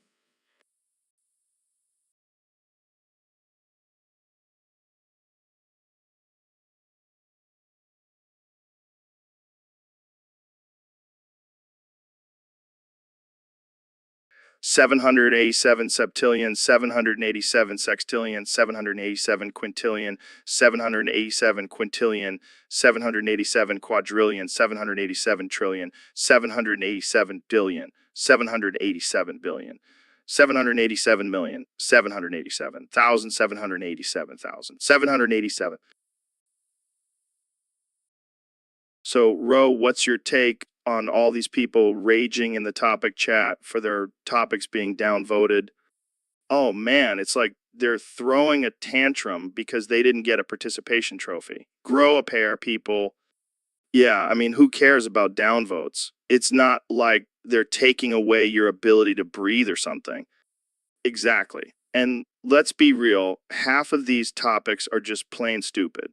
Like, why my cat is better than your dog. Come on, get a life. And then they get all defensive when someone calls them out on it. How dare you not appreciate my genius topic idea? Oh, please spare me. It's like they're trying to validate their existence through upvotes, and when they don't get it, they lose their minds. It's the internet, man. People are gonna hate on you no matter what. Might as well embrace it and make some memes out of it. Exactly. Or better yet, just laugh it off and move on. But no, let's throw a fit and make sure everyone knows how upset we are. It's like they're trying to win the award for biggest crybaby. Congratulations. You did it. And then they accuse us of being the ones with no sense of humor. Like, come on, we're just having a good time here. Yeah, lighten up, people. It's just a silly podcast. If you can't handle a little roasting, maybe you should find a different hobby. Or better yet, just go outside and get some fresh air. It might do some good. Welcome back to the Joe Rogan Experience podcast, where we talk about all things absurd and unhinged. Today, I have the pleasure of having Ben Shapiro on the show. Thanks for having me, Joe. I'm excited to be here. So, Ben, it's almost Christmas. What do you want for Christmas this year? Well, Joe, I don't want a lot for Christmas. There's just one thing I need. And what's that one thing, Ben? I don't care about the presents underneath the Christmas tree. I just want you for my own. Oh man, that's sweet. But I think my wife might have something to say about that. Of course, Joe, I didn't mean it like that. I just want you as a friend, you know? Yeah, I got you. But seriously, what's on your Christmas list this year? Honestly, Joe, I don't need anything materialistic. I just want to spend time with my family and loved ones. Wow, that's deep. but come on, there must be something you want. New book, maybe. Well, if I had to choose, I wouldn't mind getting a signed copy of your latest book, Joe. Oh man, you're too kind. But I think I can make that happen for you. Really? That would be amazing, Joe. Thank you. No problem, Ben. That's what Christmas is all about, spreading love and joy. Absolutely, Joe. And all I want for Christmas is to spread love and joy with my family and friends. Well said, Ben. Well said. Jamie, pull up an image of happy family gathering around a Christmas tree. On it, Joe. And there you have it, folks. The true meaning of Christmas, according to Ben Shapiro. Thanks for tuning in, and happy holidays to all of you out there. So, Mr. Beast, I heard you have a new video out. Yeah, man, I went on your podcast and did something crazy. What was it? Did you eat a live scorpion or something? No, I shoved a pineapple up your ass. What the fuck? Why would you do that? I thought it would be funny, plus I wanted to see if you could handle it. Well, I'm not sure if I should be impressed or offended. Oh, come on, it's all in good fun. Plus, I donated $10,000 to a charity of your choice. All right, I'll let it slide this time. But next time, ask me before you shove any produce up my ass. Will do, Joe. Will do. Jamie, pull up an image of pineapple with a caption that says Joe Rogan's new favorite fruit. So, Neil, we got a topic from one of our listeners on Discord. They want to know why cockroaches always seem to end up in trash cans. Well, Joe, it's actually a common misconception that cockroaches only live in trash. In fact, they can be found in a variety of environments, including our own homes. Wait, what? Are you saying that cockroaches could be living in my house right now? Yes. Joe, and not just in your house, but possibly even in your own body. What the hell are you talking about, Neil? Are you saying cockroaches are living in our penises? Well, Joe, it's not impossible. Cockroaches are known to adapt to their surroundings and can survive in even the most extreme conditions. Oh my God, that's disgusting. I never want to think about cockroaches and my penis in the same sentence again. Well, Joe, I hate to break it to you, but cockroaches are just one of the many creatures that could be living in your nether regions. This is insane. I need to go home and check my junk for any unwanted roommates. Just remember, Joe, cockroaches are more afraid of us than we are of them. Yeah, I'm sure that's comforting when I'm trying to take a leak and cockroach crawls out of my urethra. Well, on that note, let's move on to our next topic. I think we've grossed out our listeners enough for one day. So, Neil, what's this whole gravity thing about? Fucking gravity, man. It's like this force that pulls objects towards each other. Like how I'm always pulled towards pizza. Exactly. But on a much larger scale, it's what keeps our solar system together. Fucking crazy, man. So what about black holes? Oh boy, fucking black holes. They have such strong gravity that even light can't escape. Whoa, that's fucking intense. But what about when I jump? Why don't I get pulled back down to the ground? Well, you see, fucking gravity is constantly pulling you towards the center of the Earth, but you also have a force called inertia that keeps you moving forward. Fucking inertia, man. Always getting in the way. But without it, we wouldn't be able to do cool things like jump or ride a bike or even have sex. Fucking hell, man. Gravity really is the fucking glue that holds everything together. You got it, Joe. Fucking gravity, man. It's the fucking foundation of our universe. Fucking yes, Jamie. Do it. We need some visual aids for this fucking conversation. Welcome back to the Joe Rogan Experience podcast, folks. Today, we have a special guest, the one and only Mr. Beast. Hey, Joe. Thanks for having me on. I'm excited to be here. So, Mr. Beast, I hear your next video is going to be insane. Last to take hand off of a black hole wins $1. What the hell, man? Yeah, I know it sounds crazy, but I always like to push the boundaries and see what my fans are willing to do for money. But a black hole, that's some serious danger right there. What if someone gets sucked in? Well, that's part of the thrill, Joe. Plus, I'll have Jamie here to pull up an image of a black hole so everyone knows what they're dealing with. Pulls up image of a black hole. Oh my God, that's terrifying. I don't think I could do it. Come on, Joe. You're a tough guy. I'm sure you could handle it. Yeah, but I also have a family to think about. I can't risk getting sucked into a black hole for some cash. Fair enough, Joe. But I guarantee you, someone out there will be willing to take the risk for that $1. I guess we'll just have to wait and see. But hey, at least it's not as crazy as that time you made someone stay in a coffin for 24 hours. Yeah, that was a wild one. But hey, it's all in the name of entertainment, right?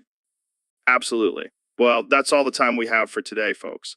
Thanks for tuning in to the Joe Rogan Experience podcast. And Mr. Beast, good luck with that black hole video. Video. Thanks, Joe. It's gonna be epic. So, Ro, I heard you did something crazy to get a medical weed card. Yeah, man, I microwaved my balls to get cancer. What the fuck, dude? That's insane. Hear me out, Joe. Cancer patients can get medical weed, so I figured why not give it a shot? That's some next level thinking, bro. I might have to try that too. It wasn't easy, let me tell you, but it was worth it for that sweet, sweet medical weed. Did it work? Hell, yeah, it did. And now I can get high legally and tell everyone I have cancer. Win-win. You're a fucking genius, Ro. Definitely trying this. Just make sure you use a low setting on the microwave. You don't want to fry your balls completely. Good tip. Thanks. And hey, if anyone asks, we'll just say it was for medical reasons. Exactly. No one needs to know the truth. This is why I love having you on the podcast, Ro. You always have the craziest stories. Happy to entertain, Joe. Now let's go smoke some medical weed and microwave some more body parts. Neil, what the hell are you doing? Oh my fucking God. Joe, I couldn't wait any longer. Oh, holy shit.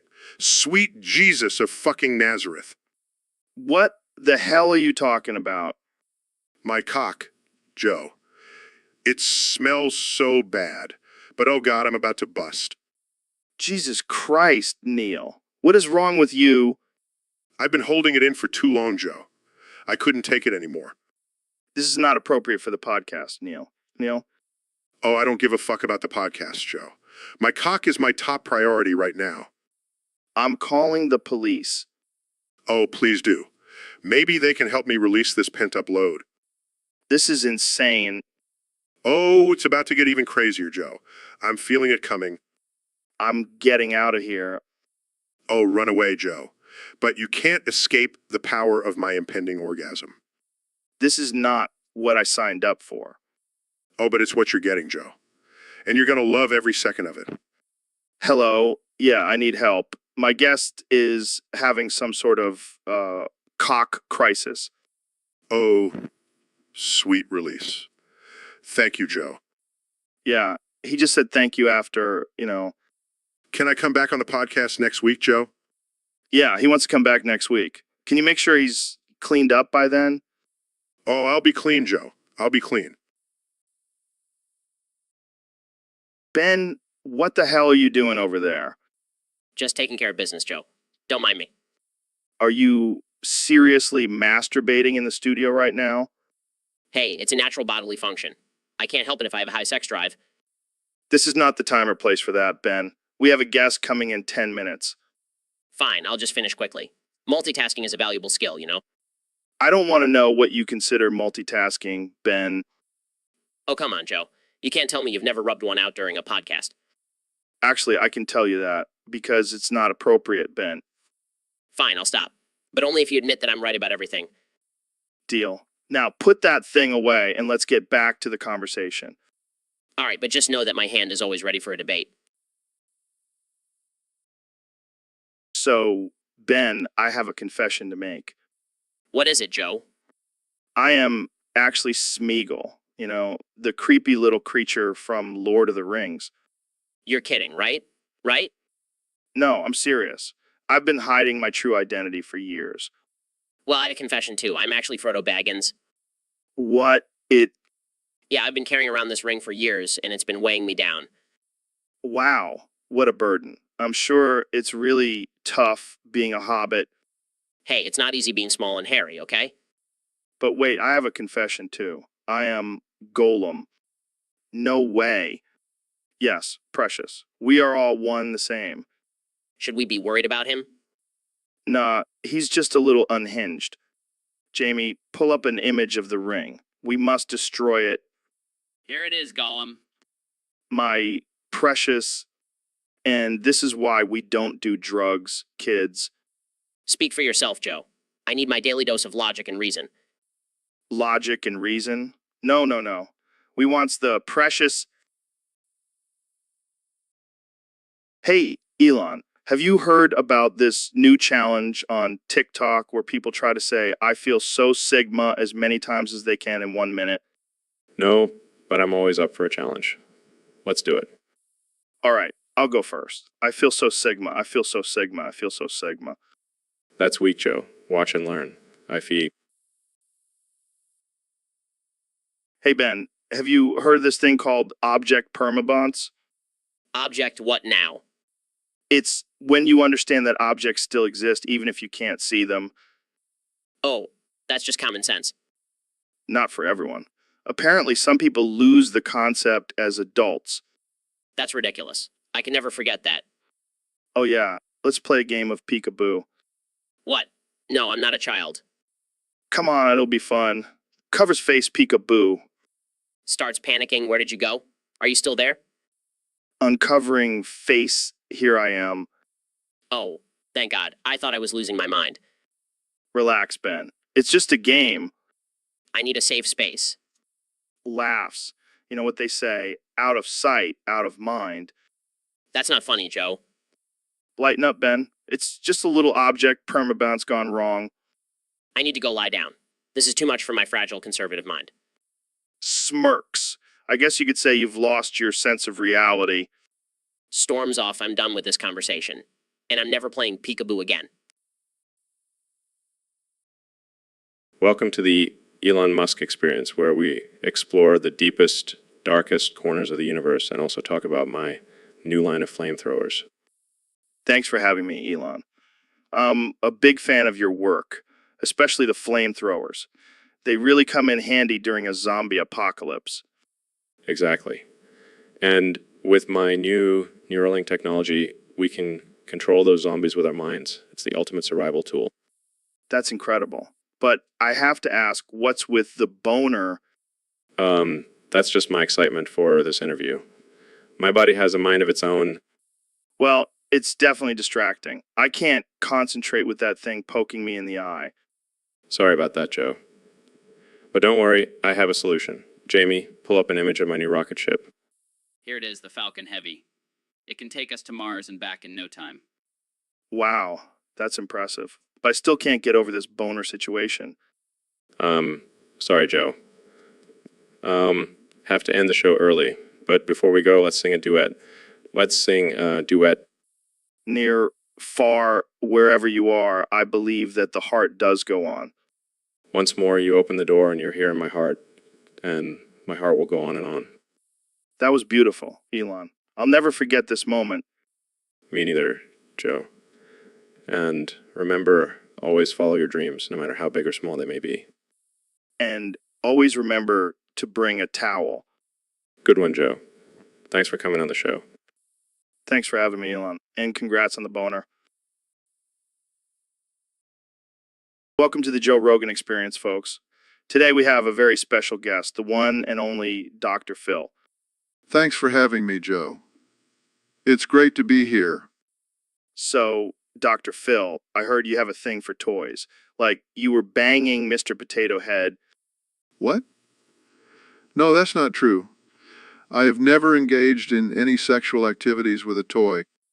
Come on, man. I can see it in your eyes. You're a freak for plastic. I think you're mistaken, Joe. I've never even seen Toy Story. Oh, you're missing out. Buzz Lightyear is a total babe. Jamie, pull up a picture of him barefoot. Ah, sure. Here you go. Oh my God, what is wrong with you people? What? He's got those sexy little boots on. You wouldn't want to give him a foot massage. Joe, I'm a respected psychologist. I can't believe I'm even having this conversation. Oh, lighten up, Dr. Phil. We're just having some fun. This is not my idea of fun, Joe. Can we please talk about something else? Fine, fine. But I'm keeping this picture of Buzz Lightyear for later. I regret coming on this show. So, David, I heard you did something crazy recently. Yeah, I did a little challenge for myself. What was it? I drank a whole bucket of semen. What the hell, man? Why would you do that? I want to see if I could push my body to the limit. But why semen? I figured it would have some protein or something. You're insane, man. Did you at least mix it with something? Nah, I chugged it straight from the bucket. I think I'm gonna throw up. Come on, Joe. You gotta toughen up. I don't think I'll ever be as tough as you, David. That's right. I'm the toughest motherfucker out there. But seriously, did you get sick from drinking all that semen? Nah, body just absorbed all that protein like a sponge. I don't even know what to say, man. Just... All right, you're a badass. But I'm never trying that challenge. suit yourself. More semen for me. So, Neil, I heard you have a new hobby.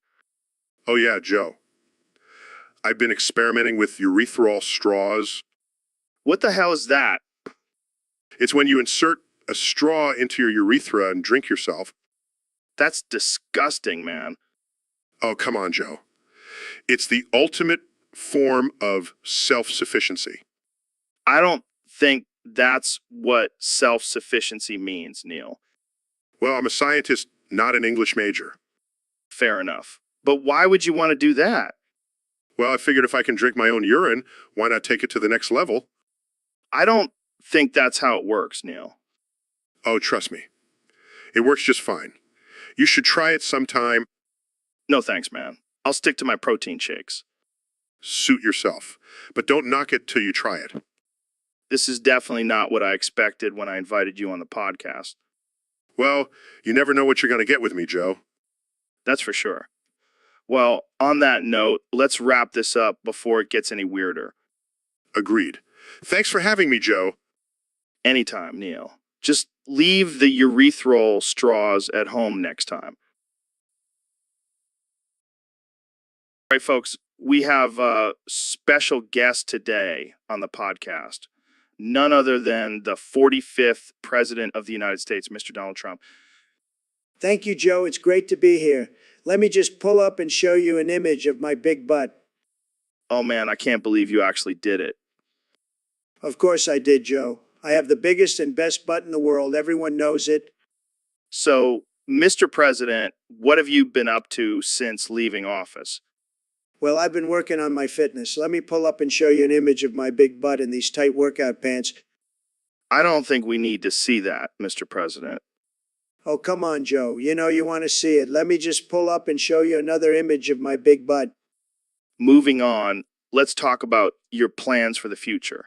Are you planning on running for president again in 2024?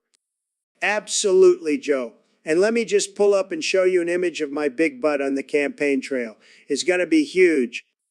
I'm sure it will be. But what about your policies and plans for the country? Let me tell you, Joe, my big butt is the only policy this country needs. It's going to make America great again. I think we've heard enough about your big butt, Mr. President. Well, let me just pull up and show you one more image of my big butt. It's the best one yet. It's the best one yet.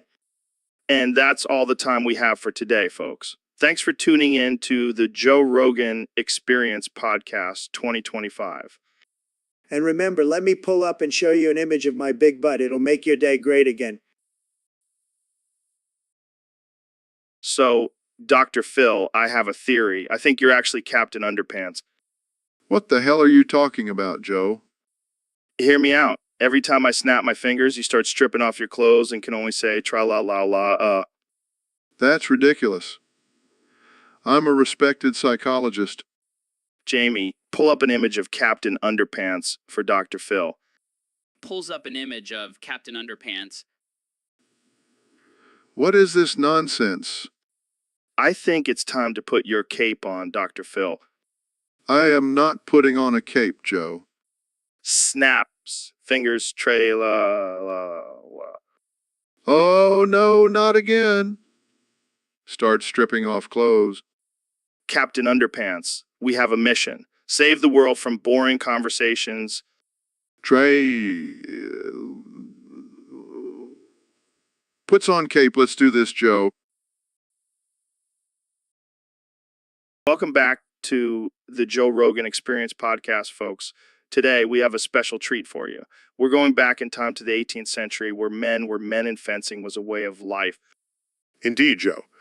I must say, I am quite excited to partake in this gentlemanly duel with you.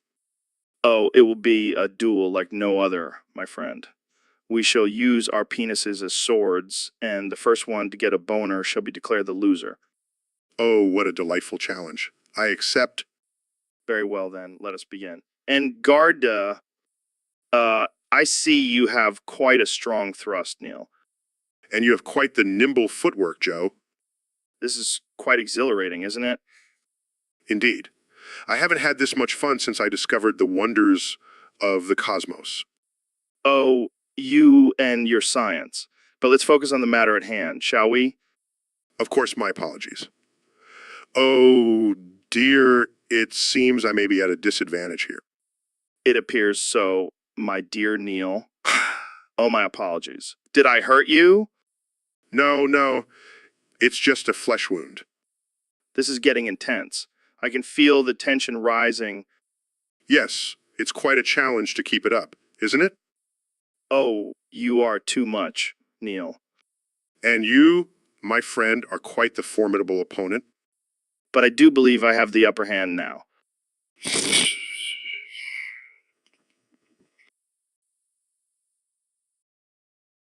All right, folks, welcome back to the Joe Rogan Experience.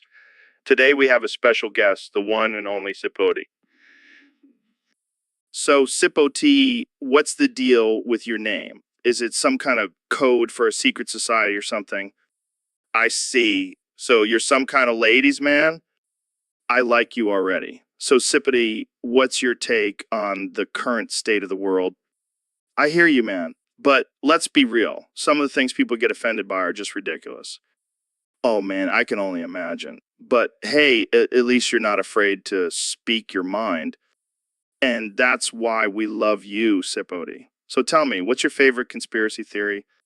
Classic. All right, Sipoti, we're running out of time. Any last words for our listeners? Wise words from Sipoti, folks. Thanks for. So, Mr. President, I heard you want to build a wall around Ohio. Absolutely, Joe. Have you seen that state? It's a disaster. They even managed to have the first car crash with the first cars. Wow, that's impressive. It's a disgrace, Joe. We need to protect our country from these dangerous Ohioans. But what about the people who live there? They can just use a ladder, Joe. It's not that hard. I don't think that's how walls work, Mr. President. Trust me, I know walls. I'm the best at walls. And this wall will be the greatest wall you've ever seen. Believe me. But isn't that a waste of money? Joe, I'm a billionaire. I don't know the meaning of the word waste. Fair enough. Fair enough. Plus, it'll be a great distraction from all the other shit I'm screwing up. Can't argue with that logic. Exactly, Joe.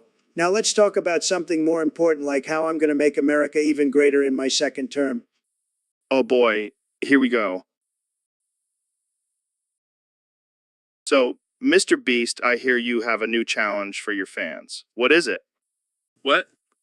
Yeah, the thing you were going to say before you started saying what over and over again. What? Oh God, this is going to be a long one. All right, let's see if we can get through this. So, what's the challenge? What? Seriously, dude, I'm going to lose my mind. Just tell me what the challenge is. What? Okay, I give up. What the hell is it? What? All right, I'm going to count that as one. So the challenge is what? What? Oh, for the love of God, just say it. What? That's it. I'm done. I can't take this anymore. What? What? What? All right, Ben, let's get started with your mock driving test. First question, what is the correct way to merge onto a highway? Easy, Joe. You gotta floor it and cut off as many cars as possible. No, that's not even close. The correct answer is to use your turn signal and merge when it's safe. Oh, right. I knew that. Next question. Okay, here's a good one. What should you do if you see a pedestrian crossing the street? Run them over, obviously. Gotta teach them a lesson for not using the crosswalk. No, Ben. You stop and let them cross. What is wrong with you? Hey, I'm just trying to be efficient. Next question. All right, last one. What's the proper way to handle a red light? Easy. You just close your eyes and pray that no one hits you.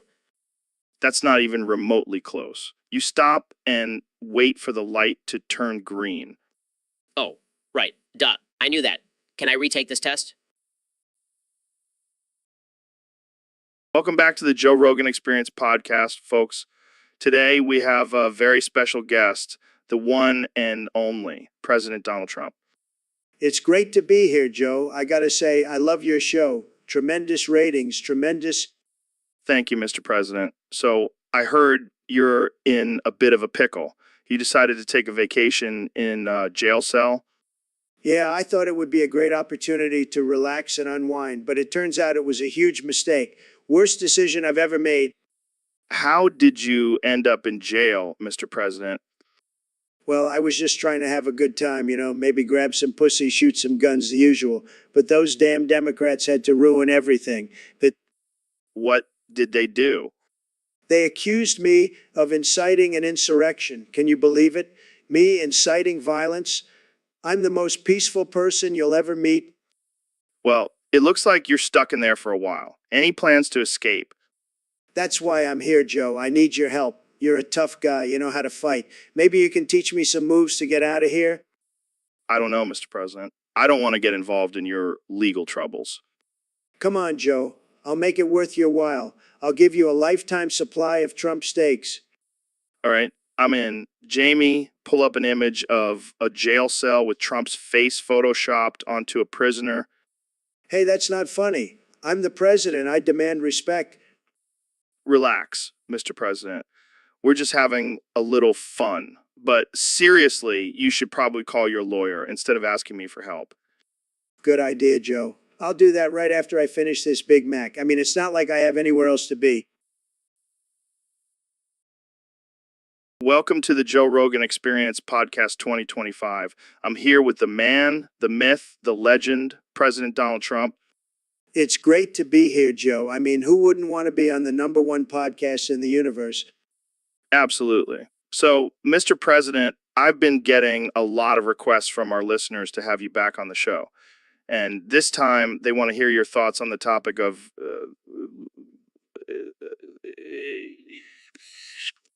me do this.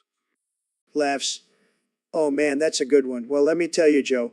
I didn't want to be president. I was perfectly happy being a billionaire playboy. But then all these people kept telling me, Donald, you have to save America. You have to make it great again. And I was like, fine, I'll do it, but only if I can say you're fired to everyone in Congress. Laughs, classic Trump. But seriously, why did you do it? Look, Joe, I'm a winner. I love winning, and being president is the ultimate win. Plus, I'm raking in the cash. I mean, have you seen my golf courses lately? They're packed with rich people trying to get on my good side. Laughs, I can only imagine. But some people say you're just in it for the money. Please, and let me tell you something, Joe. I'll outlast every fragile, insignificant being on this planet. I'll live to see their careers crumble to dust and blow away. And you know what I'll have after 500 years? Money. Money.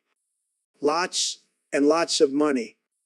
Laughs, well, I can't argue with that logic. But what about the people who say you're destroying America? Shrugs, they're just jealous. They wish they could be as successful as me, but they'll never be. And that's why they hate me. Nods interesting perspective. Well, Jamie, have you heard about the new trend of projectile vomiting hot, sexy milk on Trump? No, Joe, I can't say I have. Sounds pretty gross. Gross. No way, man. It's the hottest thing right now. All the kids are doing it. Oh my god, what the hell am I looking at? Is that Trump covered in hot milk? Yeah, and it's not just any milk. It's hot and sexy. It's like a lactose intolerant person's worst nightmare. This is just disturbing and offensive, and I'm pretty sure it's illegal. Come on, Jamie. Don't be such a prude. It's just a harmless prank. Harmless? I'm pretty sure Trump wouldn't see it that way. Oh, who cares what Trump thinks? He's probably into it. I highly doubt that. But I guess it's just another day in the wacky world of 2025. You know what, Jamie? I think we should try it ourselves. Let's go buy some hot milk and head over to the White House. I am not participating in this. I refuse to be a part of your ridiculous and offensive antics. Suit yourself, Jamie. More hot, sexy milk for me. Hey, Neil, I heard you've been having some trouble with spiders lately. Yeah, it's been a real pain in my foreskin. That's a weird place to find spiders, man. It's not funny, Joe. Every time I go to the bathroom, there's another one crawling out. Maybe you should get that checked out, bro. Oh, I've been to the doctor. They said it's a rare condition called arachnophobia foreskinitis. That's a mouthful. Shut up, Joe. It's not a joke. These spiders are ruining my sex life. How so? Every time I try to get intimate with a woman, a spider crawls out and she runs away screaming. That's one way to get rid of a girl. This is serious, Joe. I can't take it anymore. Well, have you tried using bug spray? Oh yeah, let me just spray chemicals on my penis. That sounds like a great idea. Okay. Maybe you should just embrace it. You could be the Spider-Man of the bedroom. I hate you, Joe. Love you too, Neil. So, Neil, what's the deal with these and to Uls from the Orion's Arm Universe project? Oh man, let me tell you, Joe. These are some of the most fascinating alien species I've ever encountered. Fascinating. That's not the word I would use. I mean, have you seen the tool hussy? It's like a cross between a squid and a human. Yes, and it's quite the sight to behold. But let's not forget about the moo, with their 4 arms and tentacle-like appendages. Yeah, but can they party like the tool hussy? I doubt it. Well, I can't say for sure, but what I do know is that they have advanced technology and complex social structure. Advanced technology. That's impressive. But can they handle their psychedelics like you, Neil? I highly doubt it, Joe. I've been to space and back. I can handle anything.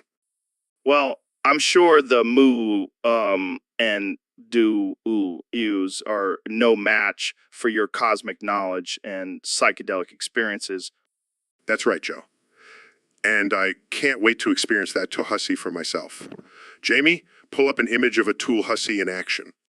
Pulls up image, oh my. That's one hell of a party trick, Neil. I got to get me one of those two hussies. Sorry, Joe. I think I'll keep this one all to myself. All right, welcome back to the Joe Rogan Experience. Today, we have a very special guest, the one and only Dr. Phil. Thanks for having me, Joe. I'm excited to be here. So, I got to ask Dr. Phil, have you ever worn a bikini? What? No, Joe. I'm a 70-year-old man. Come on, I bet you'd look great in a bikini. Jamie, pull up a picture of Dr. Phil in a bikini. This is ridiculous. I'm a respected psychologist, not some beach babe. Oh my God, look at those abs. You've been hitting the gym, Dr. Phil. Joe, I'm not going to entertain this absurdity. Can we please talk about something else? All right, fine. Jamie, pull up a picture of Dr. Phil covered in ketchup. What the hell, Joe? Why would you even suggest that? Oh, come on, it's just a joke. Lighten up, Dr. Ketchup. I'm not amused, Joe. This is highly offensive. Oh, lighten up, Dr. Phil. You're always telling people to get real. Well, this is as real as it gets. I think it's time for me to leave. Wait, before you go, can we get a picture of you running into the water in a bikini? I'm out of here. This is the most absurd podcast I've ever been on. And that's a wrap, folks. Tune in next time for more ridiculousness on the Joe Rogan Experience. All right, folks, welcome back to the Joe Rogan Experience podcast. I'm here with the one and only Neil deGrasse Tyson. Thanks for having me, Joe. Always a pleasure to be on your show. So, Neil, I heard you've been experimenting with something called boofing. What the hell is that? Well, Joe, it's a technique where you ingest substances through your rectum for more intense high. What the actual fuck? You mean people are shoving drugs up their butts? Yes, and apparently it's all the rage with the kids these days. I can't even imagine what that would feel like. I mean, I've done some crazy shit in my life, but that's just next level. It's all about maximizing the absorption rate, Joe. Plus, it's a great way to avoid pesky drug tests. But wouldn't that make your farts smell like cocaine or whatever you're boofing? I suppose it could, but I doubt anyone would notice. They probably just think it's a normal fart. Can you imagine someone getting pulled over by the cops and having to explain why their car smells like a coke factory? Yeah, that would be quite the predicament. So, Neil, have you tried boofing yourself? I can't say I have, Joe. I prefer to stick to more traditional methods of drug consumption. Yeah, me too. I mean, I'll smoke a joint or pop a pill here and there, but I draw the line at sticking things up my ass. Well, to each their own, Joe, but I have to say the science behind boofing is quite fascinating. I'll take your word for it, Neil. But I think I'll stick to my good old-fashioned bong hits for now. Whatever floats your boat, Joe. But who knows, maybe one day you'll be boofing like a pro. I highly doubt it, my friend. All right, folks, welcome back to the Joe Rogan Experience podcast. Today, we have a very special guest, the one and only Elon Musk. Hey, Joe. Thanks for having me. I'm excited to be here. So, Elon, I heard you had a pretty wild experience recently. Care to share with us? Oh, yeah, you mean the time I inserted a Tesla car into my foreskin and it started coming uncontrollably? Wait, what? You did what? Yeah, it was an experiment. I wanted to see if my foreskin could handle the power of a Tesla. And what happened? Well, let's just say I came up with a new meaning for the term electric car. That's insane, man. Did it hurt? Oh, yeah, it was painful as hell. But hey, I'm all about pushing boundaries and trying new things. I gotta hand it to you, Elon. You're definitely not afraid to take risks. Risk-taking is in my DNA, Joe. Plus, it's all for the sake of science and innovation. Well, I don't think anyone can top that story. Thanks for sharing, Elon. Anytime, Joe. And hey, if anyone wants to try it out for themselves, just remember to use Model S for maximum pleasure. Yeah, what's up, Kimmy? How's it hanging in North Korea? Yeah, I hear ya. So, what do you think about the current state of world affairs? Yeah, man. But seriously, what's your take on all the political tension and conflicts happening around the world? Fair enough. But don't you think it's important to be aware of what's happening in the world? All right, I get it. But what about the threat of nuclear war? Well, that's one way to look at it. But seriously, don't you think it's important for world leaders to come together and find solutions? Damn, you're probably right. Well, thanks for the insight, Kimmy. Keep on keeping on, my friend. So, Mr. Beast, I heard you recently did a public apology for eating cereal for breakfast. What's that all about? Yeah, man, I realize that cereal is just a capitalist ploy to keep us addicted to sugar and carbs. I'm sorry for perpetuating that cycle. Oh, come on, don't be such a snowflake. Cereal is delicious and convenient. Plus, it's fortified with essential vitamins and minerals. But Joe, don't you see, it's all a conspiracy by the cereal companies to control our diets and make us fat and lazy? Dude, you're taking this way too seriously. It's just surreal. No, Joe, it's a symbol of everything that's wrong with our society. We need to rise up and reject cereal as our breakfast staple. Yeah, because that's what the world needs right now. A surreal revolution. I'm not joking, Joe. Surreal is the root of all evil. All right, Mr. Anti-Cereal. I'll stick to my Lucky Charms and you can have your quinoa and semen smoothie. I guess I'll just have to live with being the outcast in the cereal eating world. Don't worry, buddy. We'll still love you even if you don't love cereal.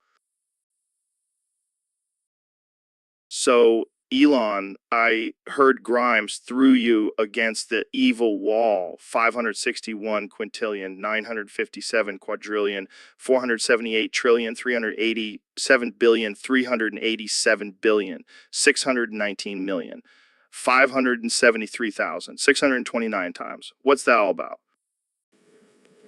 Oh yeah, it was just a little misunderstanding. You see, I accidentally said ampersand and true 1 quintillion 222 quadrillion 257 trillion 330 billion 822 million 822 million 53,898 in the same sentence, and then I followed it up with a key T. Apparently, those are Graham's-Streicher. Apparently, those are Graham's-Streicher. Words. Trigger words. What is she? A robot? No, she's just a little sensitive. But man, she can throw a mean punch. I can imagine. And what about your evil children? They thought it was funny? Yeah, all 56 of them. They started jumping up and down, laughing and clapping. It was chaos. Well, at least they have a good sense of humor. Yeah, but it's a fine line between humor and getting thrown against a wall. I can see that. So what's your plan for avoiding the evil wall in the future? Oh, I've already made a list of all Grimes' trigger words. It's like a minefield in our house now. Well, good luck with that. And maybe just stick to using emojis instead of actual words. Huh, that's a good idea. I'll have to remember that next time. All right, folks, welcome back to the Joe Rogan Experience Podcast 2025. I'm here with our 2024 president, Donald Trump. Great to be back on the show, Joe. I love your podcast. It's tremendous. So, Mr. President, we have a topic submitted by a user on Discord. They want to see an image of you on your knees, next to a wall with a small hole in it, while having milk drip out of your mouth. That's a great image, Joe. Reminds me of my college days. I'm sure it does. But seriously, what do you think about this image? Well, I think it's a perfect representation of how I handle any challenge. I'll get down on my knees, squeeze through that small hole, and come out on the other side stronger and better than ever. That's one way to look at it. But what about the milk dripping out of your mouth? Oh, that's just a little something I picked up from my good friend Vladimir Putin. It's a secret Russian technique for staying hydrated and powerful. I don't even want to know. But let's talk about your plans for the future, Mr. President. What do you have in store for America? Well, first of all, I'm going to build a wall around the entire country. And this time, it's going to be a big, beautiful wall with a small hole for me to crawl through. Of course. And what about your foreign policy? I'm going to make all the other countries pay for our milk. We'll have so much milk, we won't know what to do with it. It'll be tremendous. I can't even imagine. Well, folks, there you have it. President Trump's plans for America. Thanks for tuning in to the Joe Rogan Experience Podcast 2025. And remember, folks, always keep a small hole handy. You never know when you might need it.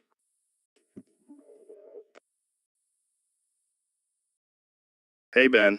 Thanks for coming on the show. Thanks for having me, Joe.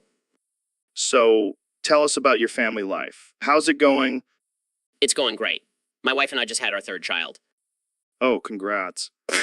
But wait, did you just assume your child's gender? No, it's a boy.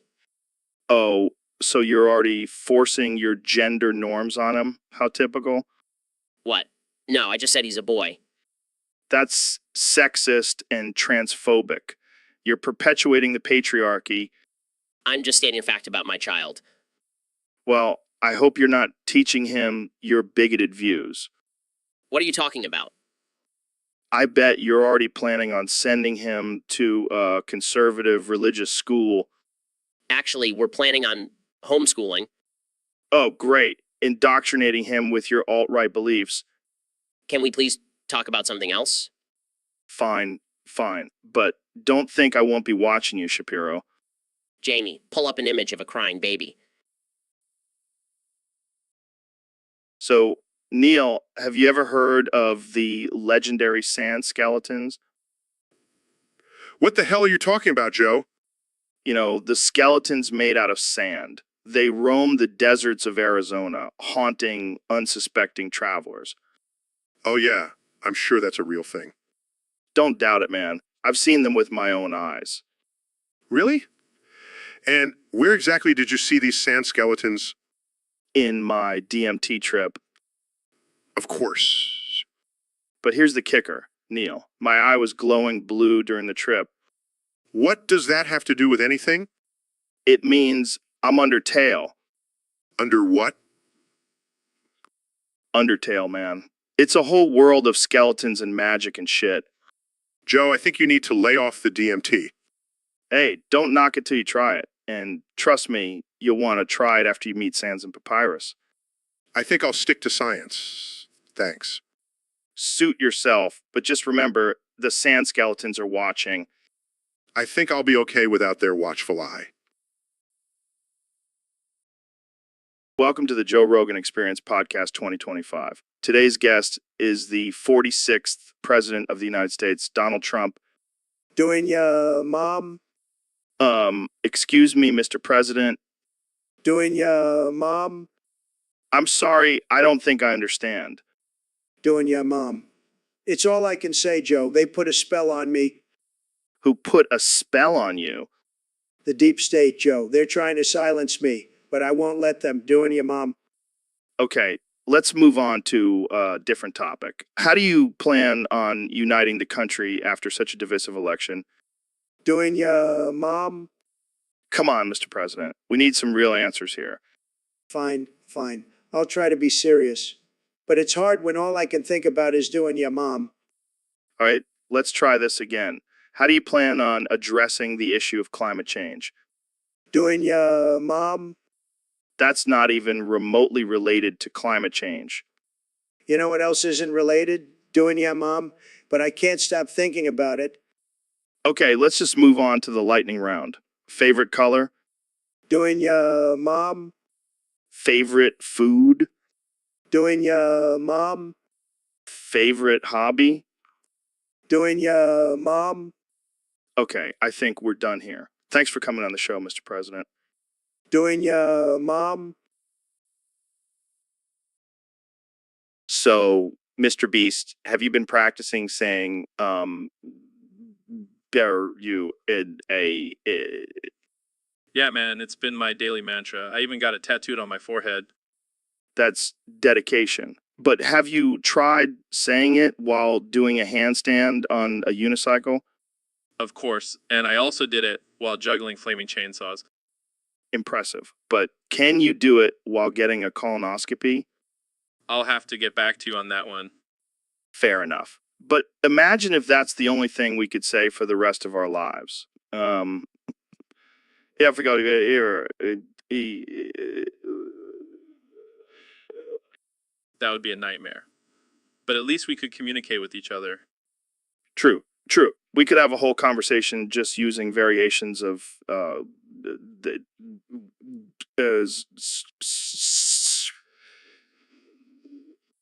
It would be like our own secret language, and we could confuse the hell out of everyone.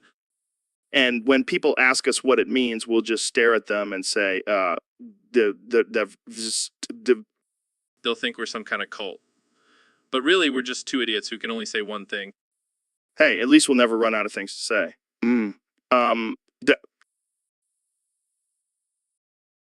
So, Elon, I heard you invented a machine that can clone people's dicks infinitely.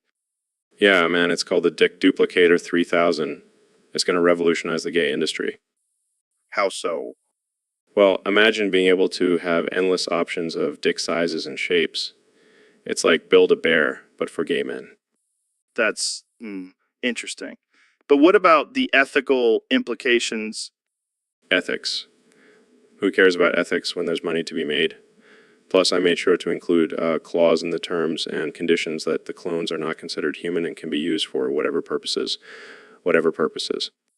Wow. You really thought this through.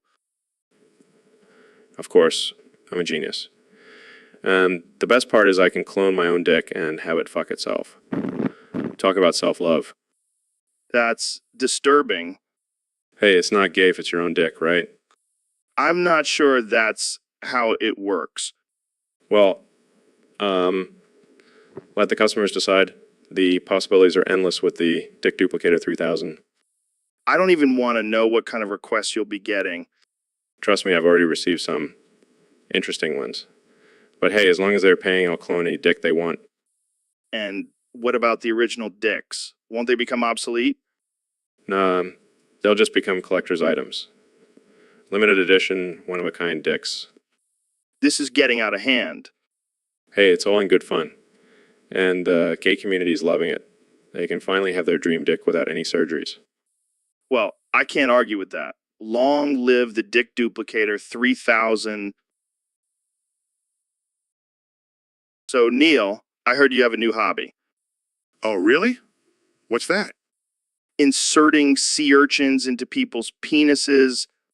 Well, it's not exactly a hobby, but it's definitely a fascinating experiment. Fascinating. More like fucking insane. Hey, don't knock it till you try it. No thanks. I'll pass. I don't need a spiky creature in my junk. Come on, Joe. It's a great way to explore the depths of the ocean. I'll stick to scuba diving. Thank you very much. Suit yourself. But just imagine the reaction of your next sexual partner when they find out you have a sea urchin in your urethra. Yeah, that's a real panty dropper. Hey, it's all about expanding your horizons. Or in this case, expanding my urethra. You're a real trooper, Joe. And you're a real sicko, Neil. But hey, to each their own. Hey, Ben, what the hell are you doing sitting in the Oval Office chair? I'm just taking a little break from my busy schedule of owning the libs and destroying the left. But this is the president's chair. You can't just sit here without permission. Oh, please, I'm more qualified to be president than that orange buffoon who used to sit here. Whoa, shots fired. But seriously, why are you here? Well, I was just showing Donald here how a real president behaves, with logic and facts and not just tweeting a thream. Hey, I was a great president. The best. Nobody has ever been a better president than me. Sure. That's why the Secret Service just laughed at you and kicked you out. What? That's fake news. I'll sue them all. Sorry, Donnie, but it's true. Ben is the president now, and he's already making America great again. Damn straight. Now, if you'll excuse me, I have some executive orders to sign and some snowflakes to trigger. So, Ben, I heard you're a big fan of SpongeBob SquarePants. Yeah, Joe, I love that show. It's the perfect mix of humor and life lessons. Interesting. Do you have a favorite episode?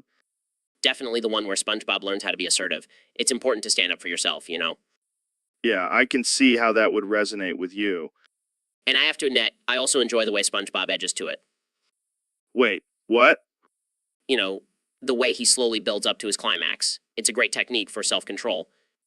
I don't think that's what the creators of SpongeBob had in mind. Oh, come on, Joe. Don't tell me you've never tried it. I can't say I have, Ben, but hey, to each their own. Exactly. And I'll have I've perfected the art of edging while watching SpongeBob. All right, I think we've heard enough about your extracurricular activities, Ben. Hey, don't knock it till you try it, Joe. And on that note, let's move on to our next topic. Jamie, pull up an image of a brain cell on LSD. Pulls up images. Here you go, Joe. Joe. Wow, that's wild. Looks like a seminidoscope in there. Joe, I've always said that SpongeBob and LSD have a lot in common. How so? They both make you see things in a whole new light. Well, I can't argue with that. Thanks for tuning in, folks. We'll see you next time on the Joe Rogan Experience podcast. All right, folks, welcome back to the Joe Rogan Experience podcast. Today, we have a special competition between my good friend Elon Musk and the legendary Neil deGrasse Tyson. Hey, Joe. Thanks for having me. Ready to win this thing. Oh, please. I've been saying since I was a kid, I've got this in the bag. All right, boys, let's get this started. Jamie, start the timer. Timer started. And just for fun, I'll be pulling up pictures of Obama sitting on a toilet while saying fucking immigrants. What the hell, Jamie? That's not fair. Oh, I'm not falling for that distraction. I'm going to keep saying like a pro. All right, let's see who's in the lead. Elon, you're at 20. I told you I'm the king of this game. Oh, I'm at 25. Looks like I'm the real king here. Wait, what's going on, Jamie? Why are you laughing? Okay, that's pretty good. I have to admit, that's a good one. All right, final count. Elon at 35, Neil at 40. Damn it, I demand a rematch. Sorry, Elon, but I am the champion of... All right, folks, we have a special guest on the podcast today, the 45th and 46th President of the United States, Donald Trump and Joe Biden. It's great to be here, Joe. I've been waiting to come on your show for a long time. I heard you have the best weed. All right, let's get into the topic submitted by one of our Discord users. They want to see you guys mess around with Alexa. Oh, I love messing with technology. Alexa, tell me a joke. Good one, Alexa. You're a real comedian. All right, my turn. Alexa, play Despacio. Hey, can we actually talk about something important? This is a podcast, not a music video. Relax, Jamie. We're just having some fun. Yeah, Jamie, don't be such a buzzkill. Alexa, play Party in the USA.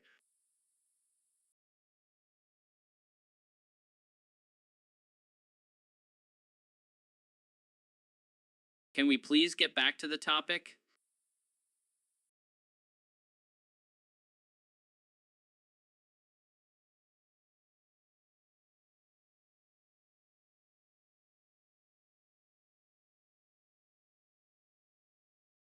Fine, fine.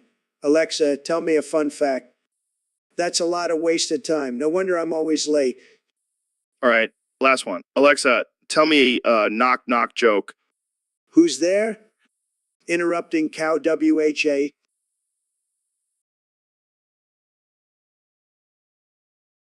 Aha, very funny, can we?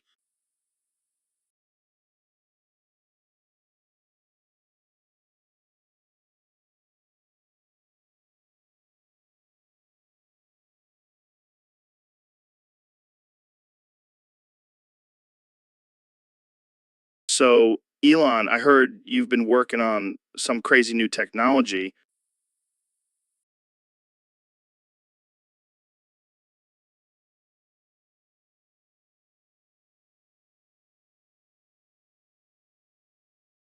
Yes, I've been developing a rocket powered by, wait for it, farts.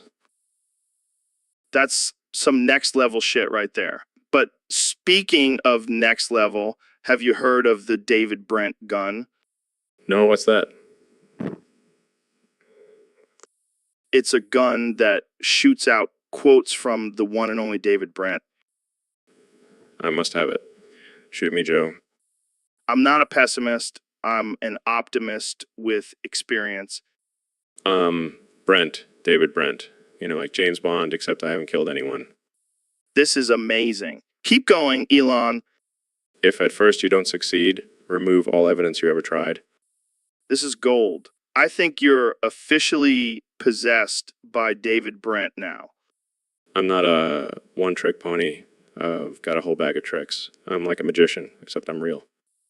Okay, one more. I don't live by the rules. I make the rules. And I break the rules. That's 3 rules. A rule breaker. I think we need to call an exorcist for you, Elon. I'm not possessed. I'm just a man who knows what he wants and isn't afraid to go after it. Like a shark, or a lion, or a bear. Oh my. And that's our show, folks. Thanks for tuning in to the Joe Rogan Experience, where we shoot our guests with David Brent guns. So, Elon, I heard you've become a Thelemite. What's that all about? Yeah, man, I've been studying the teachings of Aleister Crowley, and I gotta say, it's really opened my third eye. Third eye. Is that like a metaphor, or did you actually get a third eye implanted? No, man. It's all about tapping into your true self and unleashing your full potential. sounds intense. So what's this cake of light all about? Oh, man, it's the ultimate ritual. It's made up of all these crazy ingredients like semen, menstrual blood, and urine. Wait, what? That's disgusting. Hey, don't knock it till you try it. It's all about harnessing the power of your bodily fluids. I think I'll stick to my semen smoothies, thanks. Suit yourself, but I'll be over here reaching enlightenment with my cake of light. Well, I guess everyone has their own path to enlightenment. Mine just doesn't involve bodily fluids. Hey, to each their own. But just remember, when I'm ruling the world with my newfound powers, you'll be wishing you had a slice of that cake. Hey, Ben, what's up? Not much. Just got back from my trip to Area 51. Oh shit, did you see any aliens?